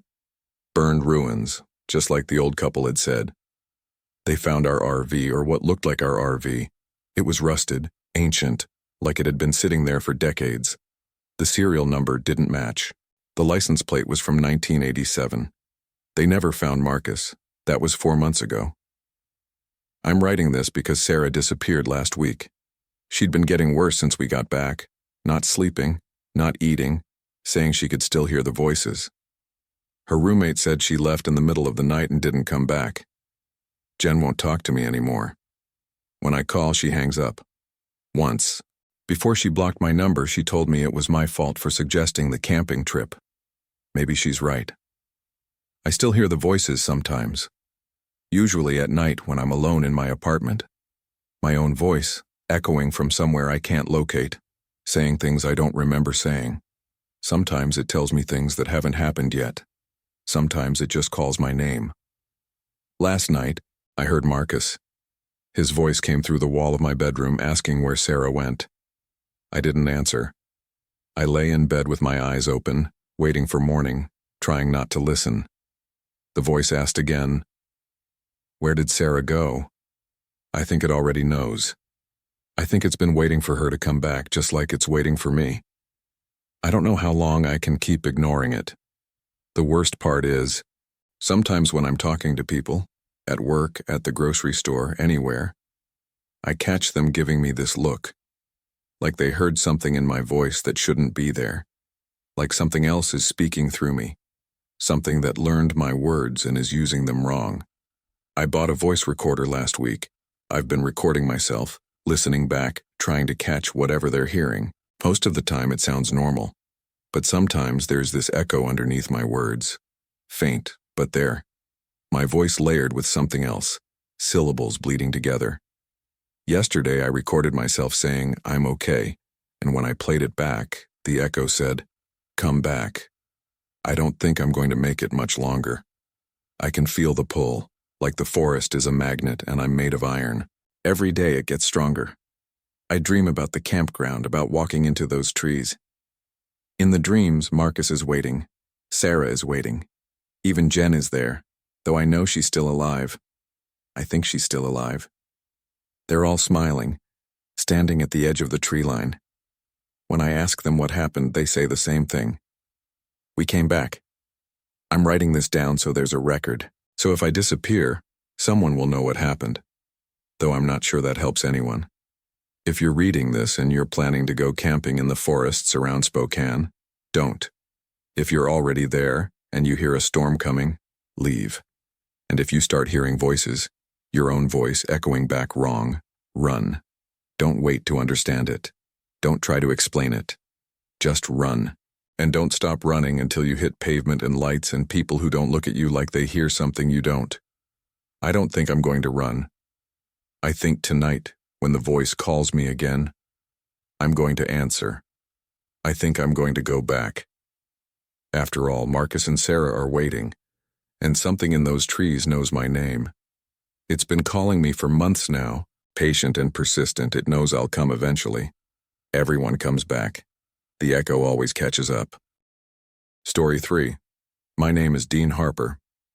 I live off-grid in northern Idaho, about 40 miles from the nearest town, in what used to be an RV camping site near the Salmon River. 2 weeks ago, something started watching me, and it wore a man's face. I need to write this down while I still remember what's real, while I can still tell the difference. I bought the property 3 years ago, 5 acres with an old concrete pad where someone had run a small RV park back in the 70s. The place went under when they built the highway 20 miles east. By the time I found it, the office was a rotted shell, and the hookup posts were rusted through. Perfect for someone who wanted to disappear. I'm not running from the law or anything dramatic like that. I just got tired. Tired of people, tired of noise, tired of pretending I gave a shit about quarterly reports and traffic and the couple in the apartment above mine who fought every Thursday night like clockwork. My sister called it a breakdown. I called it clarity. I sold everything, bought a 30-foot Airstream, and drove until I found this place. The realtor, a guy named Chuck who smelled like cigarettes and showed up in a pickup with no muffler, said nobody came out here anymore. The nearest neighbor was 11 miles away, a guy who ran a Christmas tree farm and kept to himself. No cell service. Power lines stopped about 8 miles back. I paid cash. For 3 years, it was exactly what I needed. I got good at splitting wood, maintaining the generator, fixing things with duct tape and prayers. I drove into town once every 6 weeks for supplies. I spent my days reading, hiking, working on a book I'd never finish. The silence out here isn't really silent. There's wind through the pines, birds, the river in the distance, but it's nothing like the city. It doesn't want anything from you. That's what I thought anyway. It started on a Tuesday, October 17th. I remember because I'd driven into town the day before and picked up my mail at the post office. There was a birthday card from my sister, 2 months late, but she'd remembered. I'd pinned it to the corkboard in my trailer next to the calendar where I tracked the seasons. I was outside that morning stacking firewood.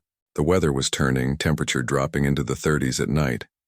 I'd been putting off the wood pile for 2 weeks, and I was paying for it now with my back aching and splinters in my palms. That's when I felt it. The watched feeling. Everyone knows that feeling. That prickle on the back of your neck, the sense that eyes are on you even when you can't see anyone. Usually it's nothing. Paranoia, instinct misfiring. Out here it's usually a deer or an elk, something wild that freezes when it catches your scent. But this felt different. Heavier. I straightened up, wiping sweat off my forehead with my sleeve. The property's surrounded by pine forest on 3 sides, thick enough that you can't see more than 50 feet into the trees. I scanned the tree line, looking for movement. Nothing. I went back to work, but I couldn't shake it. After another 20 minutes, I gave up and went inside. That night, I heard the footsteps. I sleep light out here. You learn to. Every sound registers. Branches scraping the roof, animals moving through the brush, the metal of the Airstream contracting in the cold. Around 2 a.m., I woke to footsteps on gravel. Not animal footsteps. Human. Someone was walking around my trailer. I lay there in the dark, listening. The footsteps were slow, deliberate. Circling. They'd start at the front, near the door, then move down the side. Gravel crunching. Then silence near the back where the ground was softer dirt. Then gravel again as they came up the other side. 3 complete circuits before they stopped. I had a shotgun under the bed. I considered getting it, going outside, confronting whoever was out there. But something stopped me. Maybe it was the methodical nature of the footsteps, not frantic or uncertain, just walking. Walking with purpose. Or maybe it was the fact that nothing human should be out here at 2 a.m., 40 miles from anywhere. I lay awake until dawn. In the morning, I checked the ground around the trailer. The area near the door was scuffed, but I couldn't tell if it was from me or someone else. Farther out, I found one clear boot print in a patch of dirt near the water hookup. Size 11 or 12, work boot tread. Fresh. I thought about Chuck, the realtor. Maybe he'd come by to check on something. But that didn't make sense. He had no reason to circle my trailer in the middle of the night without knocking. I spent the day trying to convince myself it was nothing. Some hiker who'd gotten lost, stumbled onto my property, and left. But I kept finding myself at the windows looking out at the trees. The watched feeling didn't go away. 3 nights later, it happened again. Same thing. Footsteps around 2 a.m., 3 slow circuits, then silence. This time I got up, shotgun in hand, and looked out the window. Nothing, just darkness and the shapes of trees.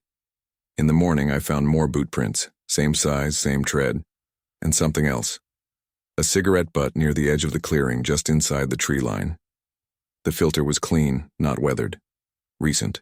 That's when I started to get angry. If someone was fucking with me, some kids from town, some asshole who thought it was funny to scare the hermit, they were going to regret it. I spent that afternoon rigging up motion lights near the trailer, running extension cords from my generator. Basic hardware store stuff, but they'd do the job. If someone came around again, I'd see them. The lights didn't trigger that night. Or the next. I started to relax. Maybe I'd scared them off just by setting up the lights. Maybe they'd moved on to easier targets. Then Mark showed up. It was a Saturday morning, around 10. I was working on the generator. It had been making a weird clicking sound when I heard a vehicle coming up the access road. Nobody came up that road except me. I grabbed a rag to wipe my hands and walked around to the front of the property. A pickup truck rolled to a stop near my trailer. Older model Ford, green paint faded to primer and spots. A guy got out, mid-30s, wearing jeans and a flannel shirt. He had a friendly face, dark hair, scruff on his jaw. "Hey there," he called out, raising one hand in greeting. "Sorry to bother you." I didn't say anything, just waited. "I'm Mark Jennings," he said, walking closer. "I'm doing some work on the Johnson property about 15 miles north. My GPS took a shit and I think I'm turned around. You know how to get back to Route 12 from here?" I studied him. He seemed normal enough, tired, a little frustrated, the way anyone would be if they'd gotten lost on these back roads. "You go back the way you came," I said. "About 8 miles, you'll hit a fork. Go left. That'll take you to the highway." "Left at the fork," he repeated, nodding. "Got it. Thanks, man." He glanced around the property, at my trailer, the stacked firewood, the skeletal remains of the old RV hookups. "Hell of a place to live? You out here alone?" Something in the way he asked made me pause. Not the words, but the tone. Curious, but also assessing. "Most of the time?" I said. "Peaceful," he said. He smiled, but it didn't reach his eyes. "Must get lonely, though." "I like the quiet." "Yeah, I bet." He looked at me for another moment, then nodded. "Well, thanks for the help. I'll get out of your hair." He got back in his truck and drove off. I watched until he was out of sight. That night, the footsteps came back. This time they were different, heavier, and instead of circling, they stopped right outside my door. I could hear breathing on the other side of the thin metal. I grabbed the shotgun and moved to the door, my heart hammering. "I know you're out there," I shouted. "I've got a gun. You've got 5 seconds to get the fuck off my property." Silence. Then, after a long moment, "Dean?" My blood went cold. It was Mark's voice. The guy from that morning. "What do you want?" I said. "Can I come in? I need help." "Help with what?" "I'm lost. My truck broke down about a mile from here. I don't have a phone. Can you give me a ride to town?" Every instinct I had was screaming at me not to open that door. Something was wrong. His voice sounded flat, rehearsed. "I can't help you," I said. "Go back to your truck. When it's light, walk to the highway." Silence again. Then, "Dean, please, It's cold out here. How do you know my name? No answer. How the fuck do you know my name? The breathing stopped. I heard footsteps moving away back into the darkness. I didn't sleep that night. I sat in the corner of the trailer with the shotgun across my lap, watching the door, waiting for him to come back. He didn't. In the morning, I searched the property. I found the same boot prints from before, leading from the tree line to my door and back. But there was something else this time. Handprints on my windows. Both side windows, both back windows. Pressed against the glass like someone had been looking in, cupping their hands to see through the glare. I tried to convince myself it was condensation, just moisture from the temperature difference. But the prints were too distinct. I could see the lines of the palms, the shapes of the fingers. I drove into town that afternoon. I needed to talk to someone to confirm I wasn't losing my mind. The town, Riggins, population 800, had one grocery store, one gas station, one bar, and a sheriff's substation that was open 3 days a week. I went to the sheriff's office first, but it was closed. A handwritten sign on the door said the deputy would be back on Monday. I went to the bar instead. It was called the Antler, and it looked exactly like you'd expect. Dark wood. Neon beer signs, a mounted elk head above the bar with half its fur missing. There were 5 people inside. The bartender, an old man nursing a whiskey, and 3 guys in hunting camo at a corner table. I ordered a beer and sat at the bar.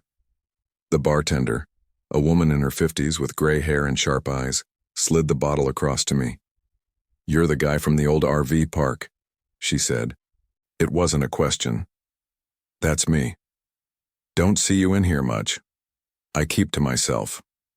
She nodded like that was answer enough, and moved down the bar to refill the old man's drink.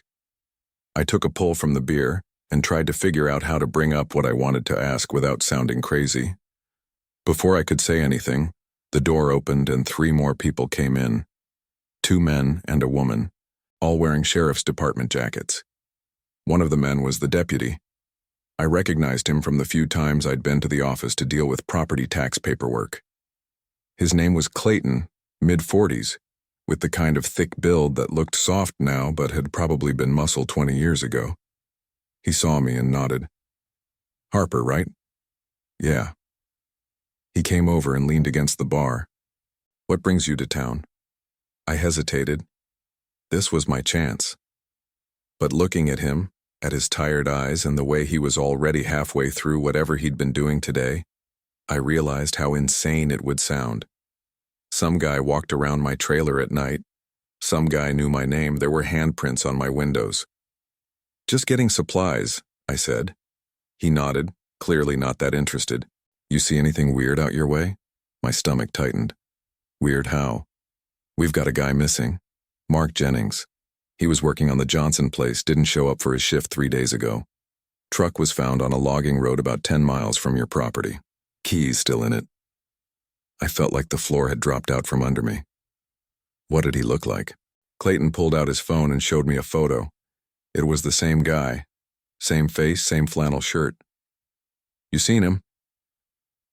I opened my mouth to tell him everything, about the guy showing up at my place, about the voice outside my door. But something stopped me.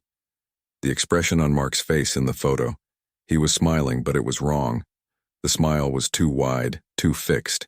His eyes looked empty. "No," I said. "Haven't seen him." Clayton put the phone away. "If you do, give us a call. His wife's real worried." "Will do." He moved back to his friends, and I finished my beer as fast as I could without looking suspicious. Then I got in my truck and drove back to the property. The whole way I kept thinking about Mark's face in that photo. The wrong smile, and the fact that he'd shown up at my place the same day his truck was found abandoned. That night I didn't wait for the footsteps. I sat outside in the dark with the shotgun, watching the tree line. Around midnight, I saw movement. A figure emerged from the trees, walking slowly toward my trailer. Same height as Mark, same build. But the way it moved was off. Too smooth. Like it was gliding more than walking. I raised the shotgun. "Stop right there." It stopped.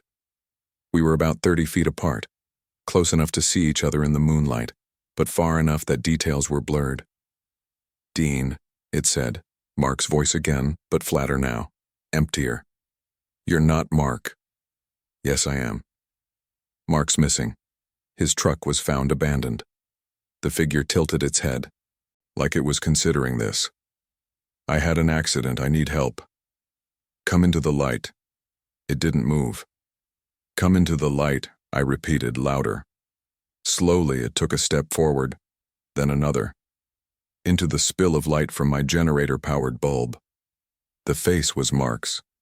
Same features, same scruff on the jaw, but the proportions were slightly off, eyes too far apart, mouth too wide, and the expression was frozen like a mask. "See?" it said. "It's me." I pulled the trigger. The blast lit up the night, and the figure jerked backward, but it didn't fall. It just stood there, looking down at the hole in its chest. Then it looked back up at me, and it smiled. I fired again and again. The figure staggered but didn't go down. Dark liquid, too dark to be blood, spread across its shirt. Then it turned and walked back into the trees. I stood there, shaking, the shotgun heavy in my hands. After a minute, I went into the trailer, locked the door, and pushed my table against it. I didn't sleep that night either. The next morning, I went to where the figure had been standing. There was no blood, no sign of the shotgun blasts except some disturbed dirt. But there were those boot prints again leading into the trees. I followed them. I'm not sure what I was thinking. Maybe I wasn't thinking at all. I just needed to know what the fuck was happening. The prints led deeper into the forest, weaving between trees, heading north. After about a quarter mile, they reached a small clearing. That's where I found Mark's body. He was lying face down in the dirt, his back torn open like something had clawed through him from the inside. The smell was unbelievable. Rot and copper and something else. Something chemical. His skin was gray, mottled. He'd been dead for days. I bent over and vomited into the leaves. When I could stand again, I looked around the clearing. There were tracks everywhere, the same boot prints circling the body over and over, and something else. Scratches on the trees, deep gouges in the bark, too high up to be from any animal I knew. I needed to get to town, to tell Clayton, to show him this. But as I turned to leave, I saw it, standing at the edge of the clearing, watching me. It was wearing Mark's face again, but the skin was loose now, sagging like it didn't fit right anymore. The mouth hung open and I could see that there were no teeth, just darkness inside. "Dean," it said, "why did you shoot me?" I ran. I don't remember much of the run back to my property, just branches whipping my face, my lungs burning, the sound of footsteps behind me, sometimes heavy, sometimes light, sometimes multiple sets of footsteps like there was more than one of them. I made it to my trailer, got inside, and locked the door. I was grabbing my keys to drive to town when I realized I'd left the shotgun in the clearing. Fuck. I looked out the window. The thing, whatever it was, wasn't visible, but I knew it was out there, watching. I got in my truck and drove. Halfway to town, the engine died. I tried to restart it, but nothing. The dashboard lights flickered and went out. I pulled out my phone. No signal, as usual, but the screen was glitching, showing fragments of images I didn't recognize. That's when I heard the tapping on the window. I looked up. Mark's face was pressed against the glass, eyes wide, mouth stretched in that too big smile. "Let me in, Dean," it said. "We need to talk." I threw the truck into neutral and let it roll backward down the hill, steering wildly. The thing hung onto the side mirror, its fingers impossibly long, bending at angles that shouldn't work. The truck picked up speed. I aimed for a tree. The impact threw me forward into the steering wheel. Pain exploded across my ribs. When I looked up, the thing was gone. I climbed out of the truck, totaled, front end crumpled, and started walking toward town. 11 miles, I could do it. The sun was setting. I made it about 3 miles before it got dark. That's when I heard the voices. They came from the trees on both sides of the road. Multiple voices all calling my name. I recognized some of them. My sister, my old boss, my ex-girlfriend. all of them asking me to come into the woods to help them to explain why I'd left. I kept walking, hands shoved in my pockets, head down. Then I heard my own voice. Dean, stop. I looked up. Standing in the middle of the road about 50 feet ahead was me. Same jacket, same boots, same face. It smiled. Where are you going? I didn't answer. I stepped off the road and started walking through the trees, parallel to the road but out of sight. Behind me I heard laughter, multiple voices overlapping, and footsteps. Lots of them. I ran again. I don't know how long I ran. Hours, maybe. The trees all looked the same in the dark, and I kept losing track of where the road was. Twice I thought I saw lights ahead, cars, buildings, but when I got closer, there was nothing. Finally, I stumbled out onto pavement. Not the road to town, some other road. There was a sign, Riggins, 23 miles. I'd been going in the wrong direction. I sat down on the pavement and started laughing. I couldn't help it. The absurdity of it. Running through the woods from things that shouldn't exist, getting more lost instead of less. That's when I saw the headlights. A pickup truck was coming toward me. I stood up, waving my arms. It slowed, pulled over. The window rolled down. It was Chuck, the realtor. Harper? He said. Jesus, what happened to you? I must have looked like hell, covered in dirt, bleeding from scratches, probably wild-eyed. I need a ride to town, to the sheriff. Get in. I climbed into the passenger seat. The cab smelled like cigarettes and fast food. Chuck pulled back onto the road. You okay? He asked. You look like you've been through hell. Something's wrong at my property. Something's been... I trailed off. How could I explain? I need to report it. Report what? There's a body. Mark Jennings. He's dead in the woods behind my place. Chuck was quiet for a moment, then he said, Mark Jennings has been dead for 2 weeks, Harper. They found him last Tuesday. I stared at him. What? Yeah. Hiking accident, they said. Fell off a ridge up near the Johnson place, broke his neck. Chuck glanced at me. You didn't hear about it? No. No. My mind was reeling.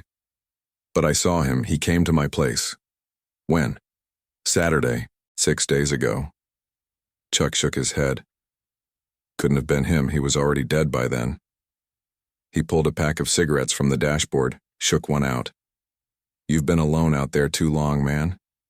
It fucks with your head. I didn't say anything. I was trying to process. If Mark had been dead for 2 weeks, then what had shown up at my property? What had I seen?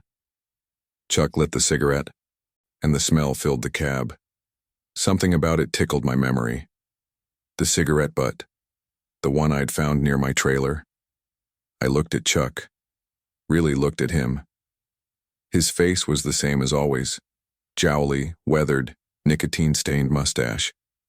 But his eyes were wrong, too glossy, reflective, like an animal's in headlights. Chuck, I said slowly. How long have you been driving around out here? What do you mean? You said I've been alone too long, but you don't come out this way. You're a realtor in town. Why are you out here at night? He didn't answer. He just kept driving, cigarette dangling from his lips. Chuck. He turned to look at me, and when he smiled, his mouth was too wide. Way too wide. Dean, he said in Chuck's voice. We've been watching you for so long. I grabbed the door handle and threw myself out of the moving truck. The impact with the pavement shattered something, my arm, maybe my shoulder. Pain screamed through me, but I forced myself to get up, to stumble off the road into the trees. Behind me, I heard the truck stop, a door opening. Dean, come back, we just want to talk. I ran. Again, I don't remember the rest of that night clearly. It's fragments, running, falling, getting up, running more. At some point it started to rain, and I was grateful because the rain covered the sound of my footsteps. I found a hollowed-out log and crawled inside, curling up in the dark. I could hear them out there moving through the trees. Multiple voices all calling my name. Sometimes Chuck's voice, sometimes Mark's, sometimes mine, sometimes my sister's. I waited until dawn. When the voices finally stopped, I crawled out and started walking. It took me 2 days to reach town. I was hallucinating by then, thirst, exhaustion, probably a concussion from the fall. I saw things in the trees, faces forming in the bark. I heard my name in the wind, but I made it. I went straight to the sheriff's office. Deputy Clayton was there. When he saw me, his face went pale. "Harper? Christ, we've been looking for you. Your sister called, said you weren't answering your phone." He stopped. What the hell happened? I told him everything. The footsteps, Mark showing up, the thing wearing his face, the body in the clearing, Chuck picking me up, all of it. He listened, his expression unreadable. When I finished, he was quiet for a long time. "Harper," he said finally. "Mark Jennings died 2 weeks ago. We found his body near the Johnson property." "I know," Chuck told me. "But then what did I see?" "You've been under a lot of stress, living alone like that." "I'm not fucking crazy," I snapped. "Something is out there." "Okay." He held up his hands. "Okay, let's go check it out. You can show me where you saw the body." We drove out to my property in his cruiser. I directed him to the clearing where I'd found Mark's body. It was empty. No body, no blood, no sign that anything had been there at all. Clayton looked at me. "Harper."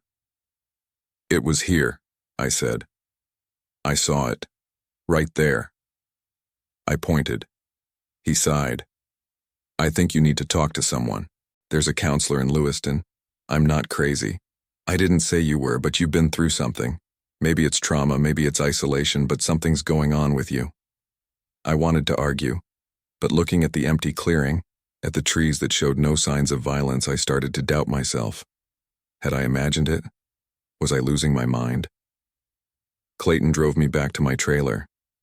He insisted on checking inside, making sure everything was secure. He didn't find anything. "Get some rest," he said, "and call your sister. She's worried about you." After he left, I sat in my trailer and tried to make sense of everything. Maybe he was right. Maybe I had been alone too long. Maybe the stress had finally broken something in my head. But then I saw it. On my table, next to the birthday card from my sister, was a cigarette butt. Same brand as the one I'd found outside. Fresh. And next to it, a note in handwriting I didn't recognize. "We'll be back tonight." That was 4 days ago. I haven't left the trailer since. I keep the door locked, the windows covered. I can hear them out there. Footsteps circling, voices calling my name. Sometimes I see shadows moving past the windows. Last night, one of them knocked on the door. When I looked through the peephole, I saw my own face staring back at me. "Let me in, Dean," it said. "I'm you. I belong in there." I didn't answer. This morning I found a photo slipped under the door. It's me standing outside my trailer. But I'm not alone. There are figures behind me, dozens of them, all wearing faces I recognize. Mark, Chuck, my sister, me. And they're all smiling. I'm writing this down because I need someone to know what happened. I don't know if I'm crazy. I don't know if any of this is real. But I know one thing. They're getting closer. The footsteps are louder every night. The voices are more insistent. And this morning, when I looked in the mirror, my reflection smiled at me. I didn't smile back. If someone finds this, if someone reads it, I don't know what I expect you to do. Maybe nothing. Maybe there's nothing anyone can do. But if you're ever out in northern Idaho, near the old RV park on the Salmon River, and you see someone who looks like me standing at the edge of the trees, don't stop. Don't talk to them. And for God's sake, don't let them in, because the thing about faces is they're just masks, and whatever's underneath is still out there, still watching, still waiting, and it knows my name. Tentar Novamente, Story 4. My name is Amanda Cole. This happened last September at an RV campground near Lake Powell in Utah. I need to write this down while I still remember it clearly, though part of me wishes I could forget.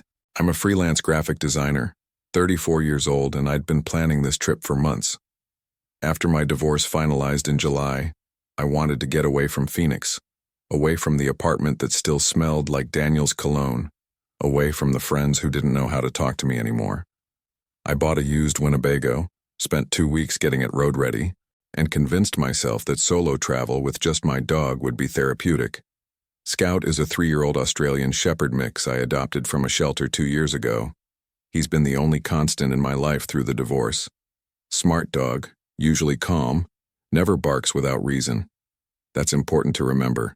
Scout doesn't bark at nothing. I left Phoenix on a Tuesday morning, drove north through Flagstaff, and reached the Lake Powell area by late afternoon. The campground I'd reserved was called Lone Rock Beach RV Park, though park was generous. It was essentially a stretch of desert near the water where they'd laid out numbered sites with electrical hookups. The nearest town was 20 miles back, and cell service was spotty at best. There were maybe 15 other RVs scattered across the area when I pulled in. The camp host, a weathered man in his 60s named Dale, checked me in and pointed me towards Site 47. He didn't say much, just handed me a laminated sheet with the Wi-Fi password and trash schedule. The Wi-Fi didn't work, he admitted, but corporate made him print the sheets anyway.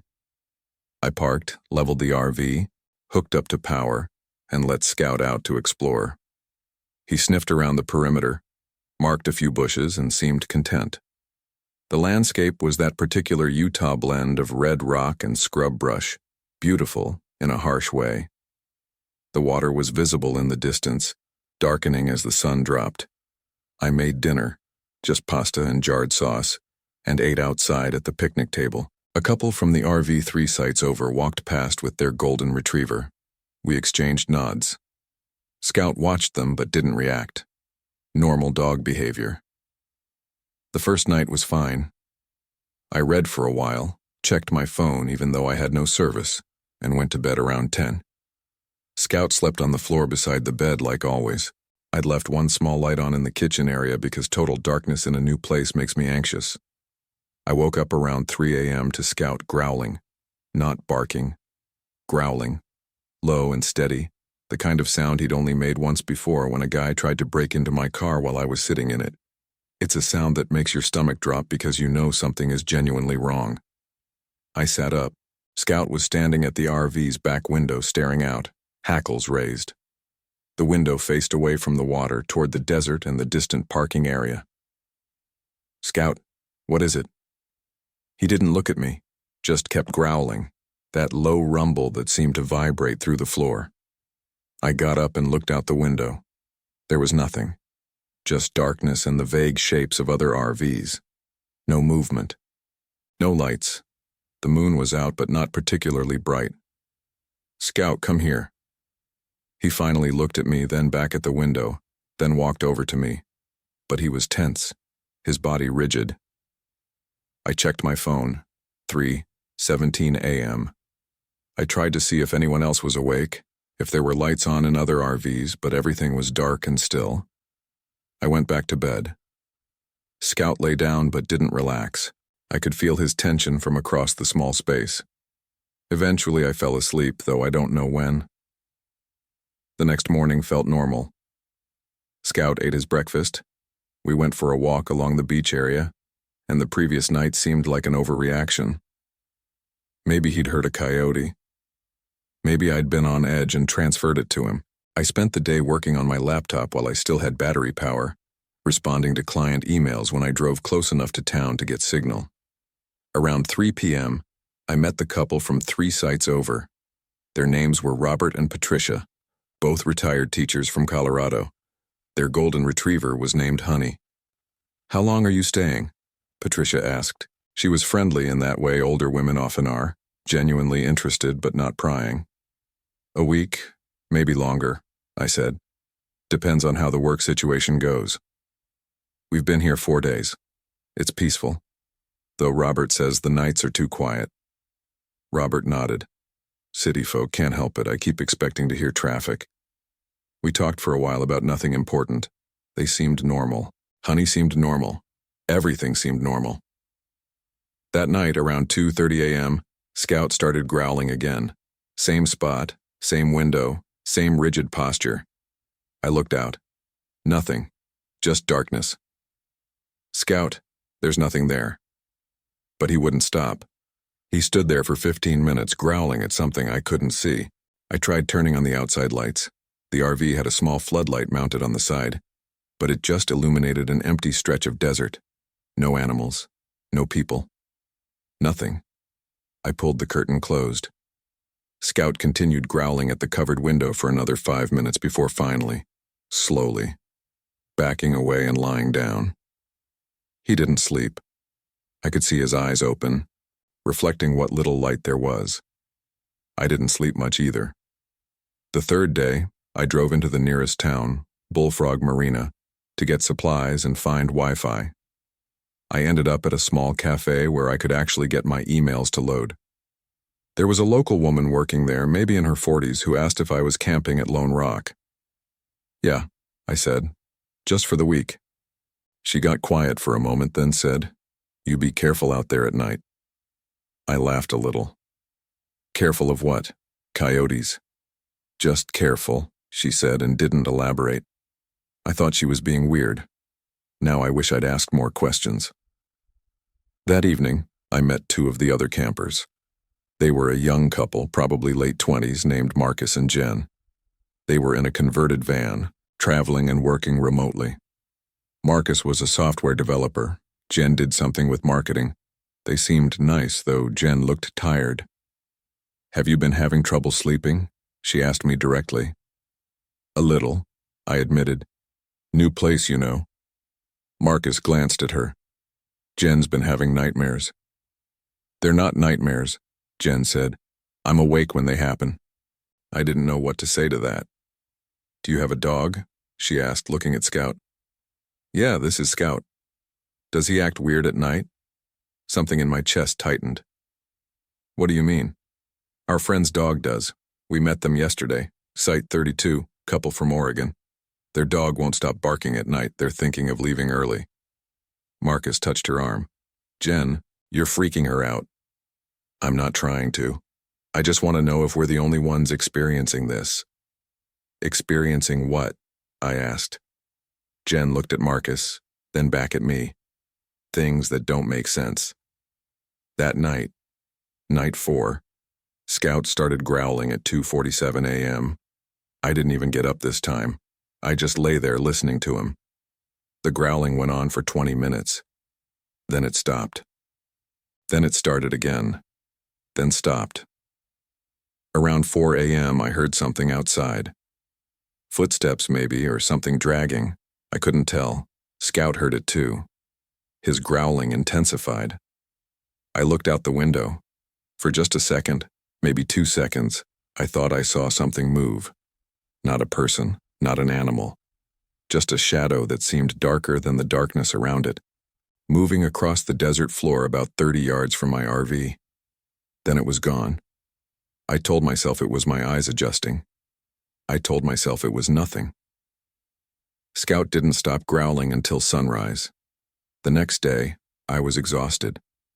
I made coffee and sat outside, trying to convince myself to leave. But that felt ridiculous. I was a grown woman and I was afraid of... What? Shadows. My dog's overactive instincts? Dale, the camp host, drove by in his golf cart around 10 a.m. "Everything okay at your site?" he asked. "Fine," I said. "Why?" "Got a complaint about noise last night. Someone's dog barking." "Wasn't mine," I said. "Scout doesn't bark." Dale nodded. "Probably the folks at 32, they've been having issues." "What kind of issues?" He shrugged. "Their dog. Won't settle down at night. They're leaving today, actually." "Do you know why?" "Didn't ask," Dale said, and drove off. I walked over to Site 32 around noon. The Oregon couple, I never got their names, were packing up. Their dog, a border collie, was in the van already, and I could see it pacing back and forth. "Leaving early?" I asked. The woman looked at me. She had dark circles under her eyes. "We can't stay here." "Why not?" "Because something's wrong," she said simply, "and we're not going to wait around to find out what." Her husband was loading a folding chair into the van. "Lisa, come on. Has your dog been acting strange?" she asked me. I hesitated. A little. "Get out while you can," she said. "We should have left 2 days ago." They were gone within the hour. That afternoon I met a man from Site 18. His name was David, and he was traveling alone in a massive RV that probably cost more than my first house. He was in his 50s, friendly, former military, but not in an obnoxious way. He'd been at the campground for a week already. "You settling in okay?" he asked. We were both at the trash disposal area. "Yeah, fine. You?" "Can't complain. Quiet spot, good for thinking." "Have you noticed anything weird?" He looked at me with an expression I couldn't read. "Weird how?" "I don't know, just off." David was quiet for a moment. "The first few nights I thought I heard things, but I used to be a light sleeper anyway, and out here every little sound gets amplified in your head. You start imagining things. What if you're not imagining them? Then you deal with it or you leave on," he said. "That's pretty much the options." I went back to my RV and tried to work, tried to distract myself. Scout was restless all day, pacing, looking at the windows, lying down, and then getting back up. I took him for a long walk, hoping it would tire him out. It didn't help. Around 7 p.m., Patricia knocked on my door. "Amanda, I wanted to check on you. Robert and I are worried." "Worried about what?" She glanced around, like she was making sure no one else was listening. "Honey hasn't been herself. And Robert, he's been having dreams, bad ones. He doesn't remember them when he wakes up, but he's been talking in his sleep and the things he says." She trailed off. "What things?" "He keeps saying, 'Don't look at it,' over and over. 'Don't look at it.'" My skin went cold. "Patricia, what's going on here?" "I don't know, but something is. We're leaving tomorrow morning. I think you should too." "Has Dale said anything? The camp host?" "Dale?" She laughed, but it wasn't a happy sound. "Dale lives here year-round. Whatever this is, he's used to it." She left. I sat in my RV as the sun went down, watching the sky turn from blue to orange to deep purple. Scout sat beside me, tense and alert. I should have left. I know that now. But part of me was stubborn, part of me was tired of running from things I didn't understand, and part of me, maybe the biggest part, didn't want to admit I was afraid. Night 6. 2:15 a.m. Scout started growling, but this time he wasn't looking at the back window. He was looking at the door. I froze. The door was locked. I always locked it. But Scout was staring at it like something was on the other side. Then I heard it. A soft sound, like fingers dragging across the outside of the RV. Slow, deliberate. Scout's growl deepened. I grabbed my phone. No signal, but I turned on the flashlight function. The sound continued. Drag, drag, drag. Moving from the door toward the window. I couldn't breathe. I wanted to look out the window, but I remembered what Patricia said. Robert kept saying, "Don't look at it." The dragging sound reached the window. Stopped. Started again, going around the entire RV. Scout followed it with his body, moving to stay between me and wherever the sound was. It took 5 minutes for the sound to circle the entire RV and return to the door. Then it stopped. Scout didn't stop growling for another hour. When the sun came up, I went outside. I needed to see if there were marks, tracks, anything. But the desert sand around my RV was undisturbed. No footprints, no drag marks, nothing. Patricia and Robert left that morning. I watched them pull out, and Patricia waved at me through the window, her face pale. Marcus and Jen left that afternoon.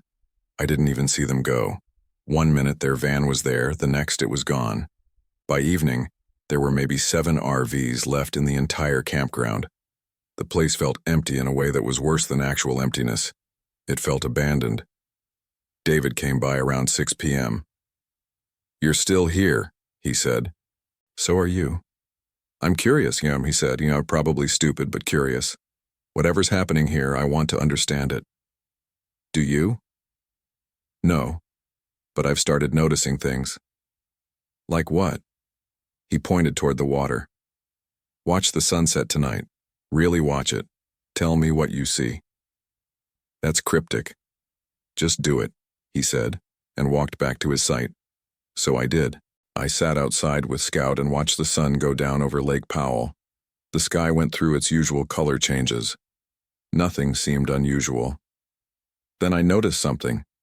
The shadows from the RVs and the rocks and the sparse trees, they were moving wrong. Not with the sun, independently. I stood up, trying to track one specific shadow from a nearby boulder.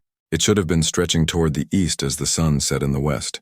Instead, it seemed to be pulling toward my RV, like it was being drawn by something. I looked at other shadows.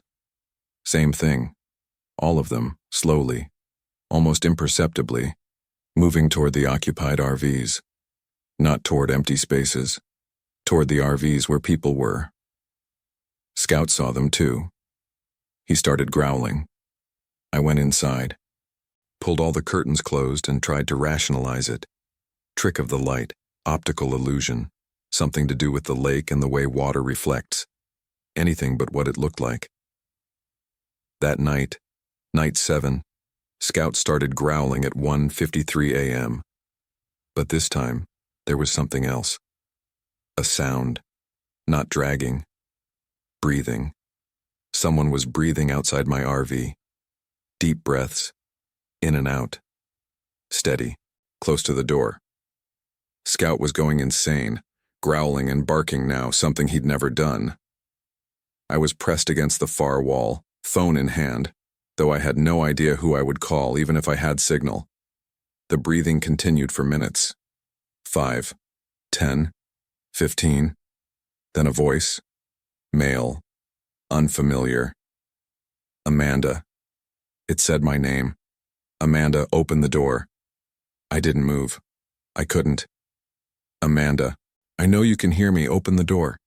Scout was barking so hard I thought he might hurt himself. I grabbed his collar, tried to calm him, but he was beyond reasoning. Open the door, Amanda. I just want to talk. The voice was calm, patient, wrong in a way I can't properly explain. It was a human voice, but the rhythm of it, the pauses between words, felt off by milliseconds, like someone doing an impression of how humans talk. I know you're scared, everyone gets scared. But it's better if you open the door. I didn't respond. I barely breathed. We could do this the hard way, but you wouldn't like that, neither would Scout. It knew my dog's name. I've been watching you, Amanda, every night. You've been watching too, haven't you? You've seen us. Silence. Then, we're just shadows, Amanda. We've always been here, but lately we've been getting stronger, closer. And when we get close enough, we don't have to wait outside anymore. The breathing stopped. The voice stopped. The silence that followed was worse than the sound had been. Scout kept barking for another 20 minutes. I didn't sleep. I sat with my back against the wall, holding a kitchen knife I'd grabbed, waiting for morning. When the sun finally came up, I threw everything into the RV, barely bothering to disconnect properly from the electrical hookup. I was leaving. I didn't care about the rest of my reservation. I didn't care about looking crazy. But when I started the engine, nothing happened. I tried again. The battery was fine. Lights came on. Radio worked. But the engine wouldn't turn over. I sat there, hands shaking, and tried to think. I'm not a mechanic, but I know enough about vehicles to handle basic issues. I popped the hood and got out to look. Everything appeared normal. Nothing obviously disconnected or damaged. I tried the engine again. Nothing. Dale drove by in his golf cart. Having trouble? Engine won't start. He got out, looked under the hood, poked at a few things. Might be the starter. I can call a mechanic, but it'll be tomorrow at the earliest. Maybe the day after. They don't prioritize campground calls. I need to leave today. Dale looked at me. Really looked at me. Why the rush? I just need to go. You've got 3 more days on your reservation. I don't care about the reservation. He was quiet for a moment, then he said, I've been hosting this campground for 12 years. Some people stay the whole time they planned. Some people leave early. The ones who leave early usually wait until morning, when the light's good. They don't try to leave at dawn looking like they haven't slept in days. What's your point? My point is, you're not the first person to act like this, and you won't be the last. What is this place? And I asked. Dale closed the hood. It's a campground, near a lake, in Utah, same as 100 other places. That's not an answer. It's the only answer I've got, he said, and got back in his golf cart. I'll call that mechanic. In the meantime, you might as well relax. You're not going anywhere today. He drove off. I went back inside my RV and tried not to panic. I had food for a few more days, water. Phone battery was at 60%. I could charge it from the RV battery if needed. I just had to wait until tomorrow, get the RV fixed, and leave. One more night. Scout was exhausted from barking all night. He finally fell asleep around noon, and I was grateful for the quiet. Around 3 p.m., I heard a knock on my door. I looked out. It was David. I opened the door. Hey. Heard your engine won't start, he said. News travels fast. Small campground. I can take a look if you want. Used to work on vehicles in the service. I let him look. He spent 20 minutes under the hood checking things and finally came back shaking his head. Nothing obviously wrong, which means it's probably something internal. You'll need a mechanic. Dale's calling one. Good luck with that. They're not reliable out here. We stood there in awkward silence. You should stay in my RV tonight, David said. What? Yours has been targeted. Whatever's happening, it seems to focus on specific vehicles. Mine's been quiet the last 2 nights. I think you'd be safer there. I can't just leave Scout and my stuff. Bring Scout. Bring whatever you need. I'm serious, Amanda. Something's wrong here, and I don't think you should be alone. I didn't want to accept. Part of me didn't trust him, but another part of me was terrified of spending another night alone, and Scout liked David. That had to count for something. Okay, I said, just for tonight. I packed a bag with essentials, got Scout, and followed David to his RV at Site 18. His setup was impressive. Slide-outs, full kitchen, a bedroom with a real bed. Luxury camping. You can take the bedroom, he said. I'll sleep on the couch. Scout can go wherever he wants. Are you sure about this? I'm sure that I don't want to wake up tomorrow and find out something happened to you because I didn't offer. We made dinner together. He had actual groceries, made a proper meal. It felt almost normal. We talked about regular things. Where we were from, what we did for work, where else we'd traveled. He was divorced too. 3 years ago, no kids. Used to be Army, worked in logistics, now did consulting for military contractors. As it got dark, the conversation shifted. How much have you seen? David asked. What do you mean? The shadows. How much have you actually seen?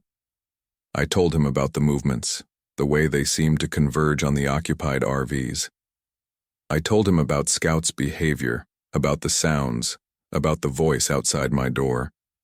David listened without interrupting. When I finished, he said, I saw something 3 nights ago. What? One of the other campers, a guy from Site 11 traveling alone. I saw him leave his RV around 2 a.m. walking toward the desert, just walking. I figured he couldn't sleep, needed to clear his head, but the way he moved, it was wrong. Stiff, like he wasn't in control of his own body. Did he come back? I don't know. His RV was gone the next morning. I asked Dale about it, and he said the guy checked out early. But Dale didn't seem surprised. He never seems surprised. Do you think Dale knows what's happening? I think Dale knows exactly what's happening. And I think he stays here anyway, which means either he's part of it or he's given up trying to fight it. Around 11 p.m., we decided to try to sleep. David gave me the bedroom and I closed the door. Scout lay down beside the bed. I left one light on. I didn't expect to sleep, but exhaustion won. I drifted off sometime after midnight. I woke up to Scout growling. I checked my phone, 2:37 a.m. Same time frame as always. But Scout wasn't looking at the windows. He was looking at the closed bedroom door. I got up quietly, pressed my ear to the door, and listened. David was talking. His voice was low, but I could hear him clearly. Yes, she's here, she's asleep, yes, I'm sure. A pause. I understand. When? Another pause. Tonight. Okay. I'll make sure. My blood went cold.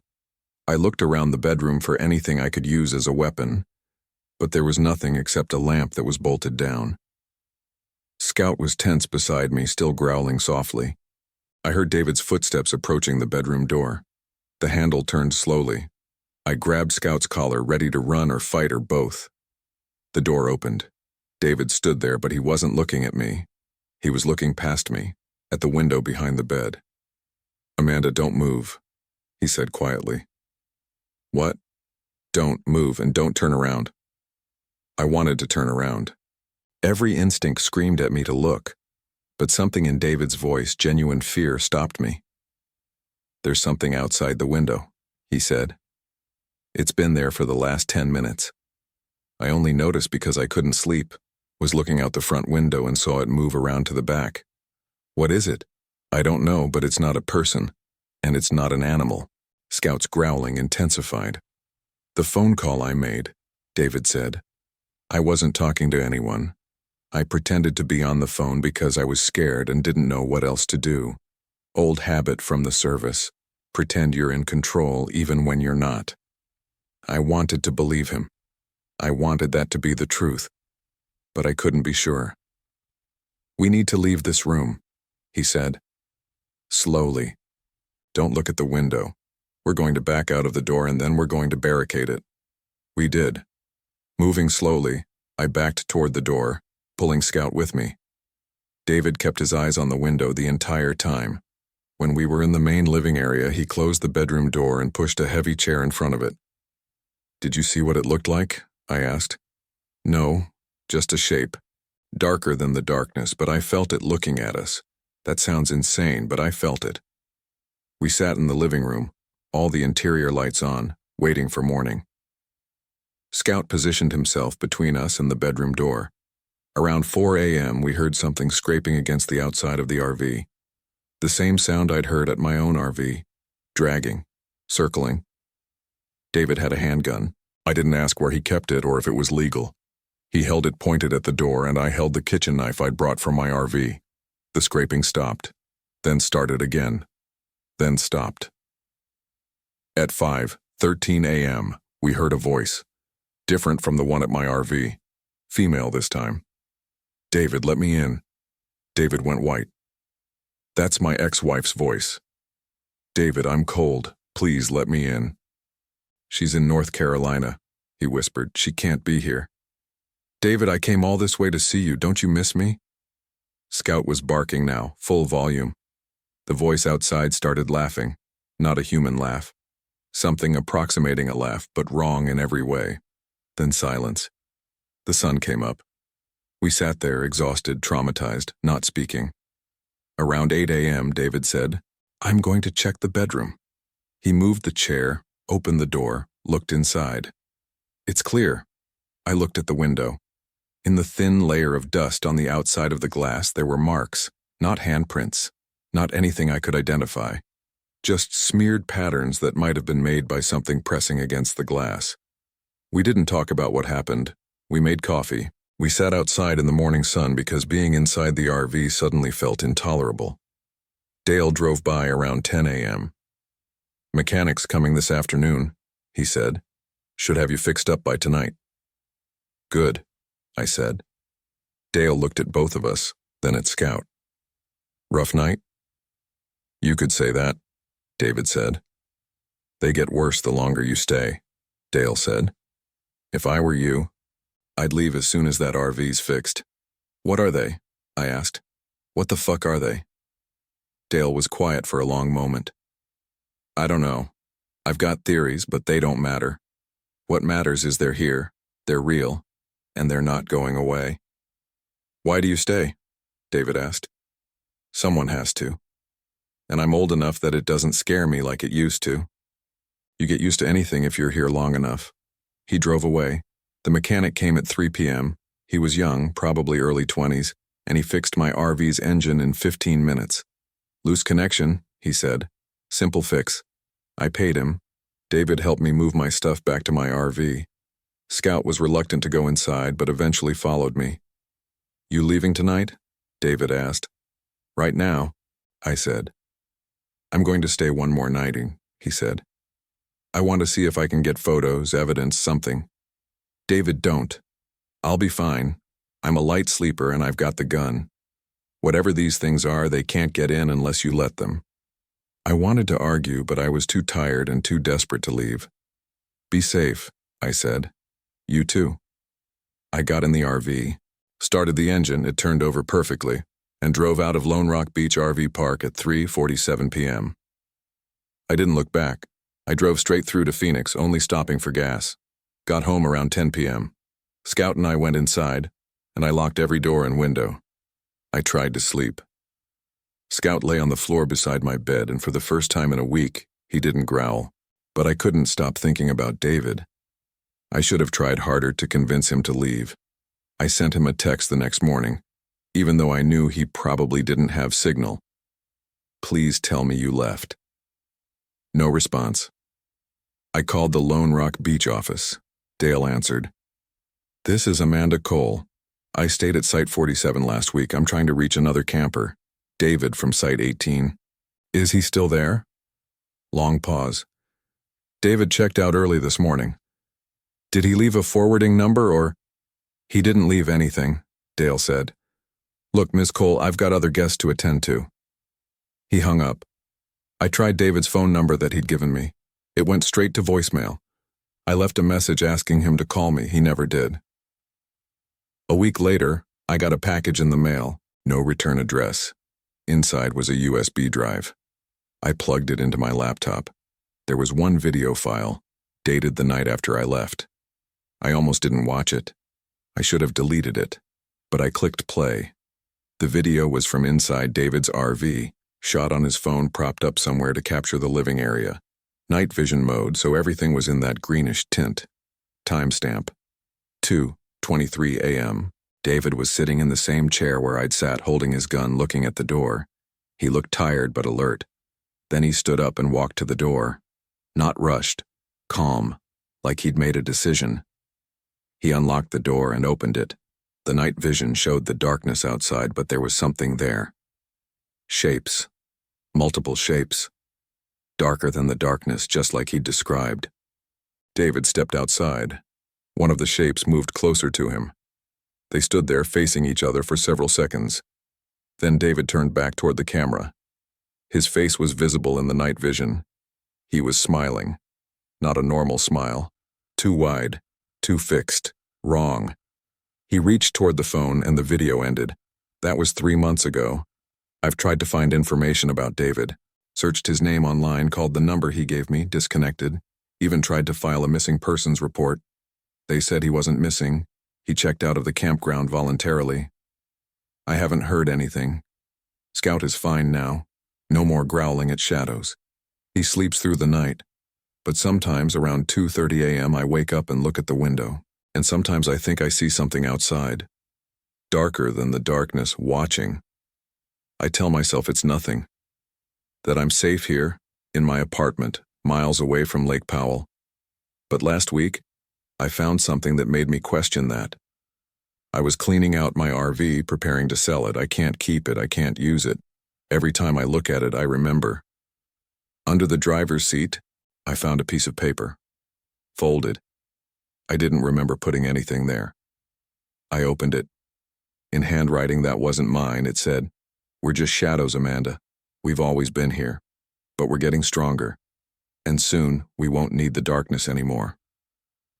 Below that, in different handwriting, David's handwriting, I recognized it from notes he'd written during dinner, was one sentence, "It's better if you don't fight." I burned the note. I sold the RV 2 days later. I'm looking for a new apartment, something downtown with lots of lights and people. But it doesn't matter. Because last night, Scout started growling again. He was looking at my bedroom closet. And when I opened it, just for a second, maybe 2 seconds, I saw something move in the back, where my winter clothes hang. Something darker than the darkness. I closed the door. I pushed my dresser in front of it, but I know it doesn't matter, because they followed me home.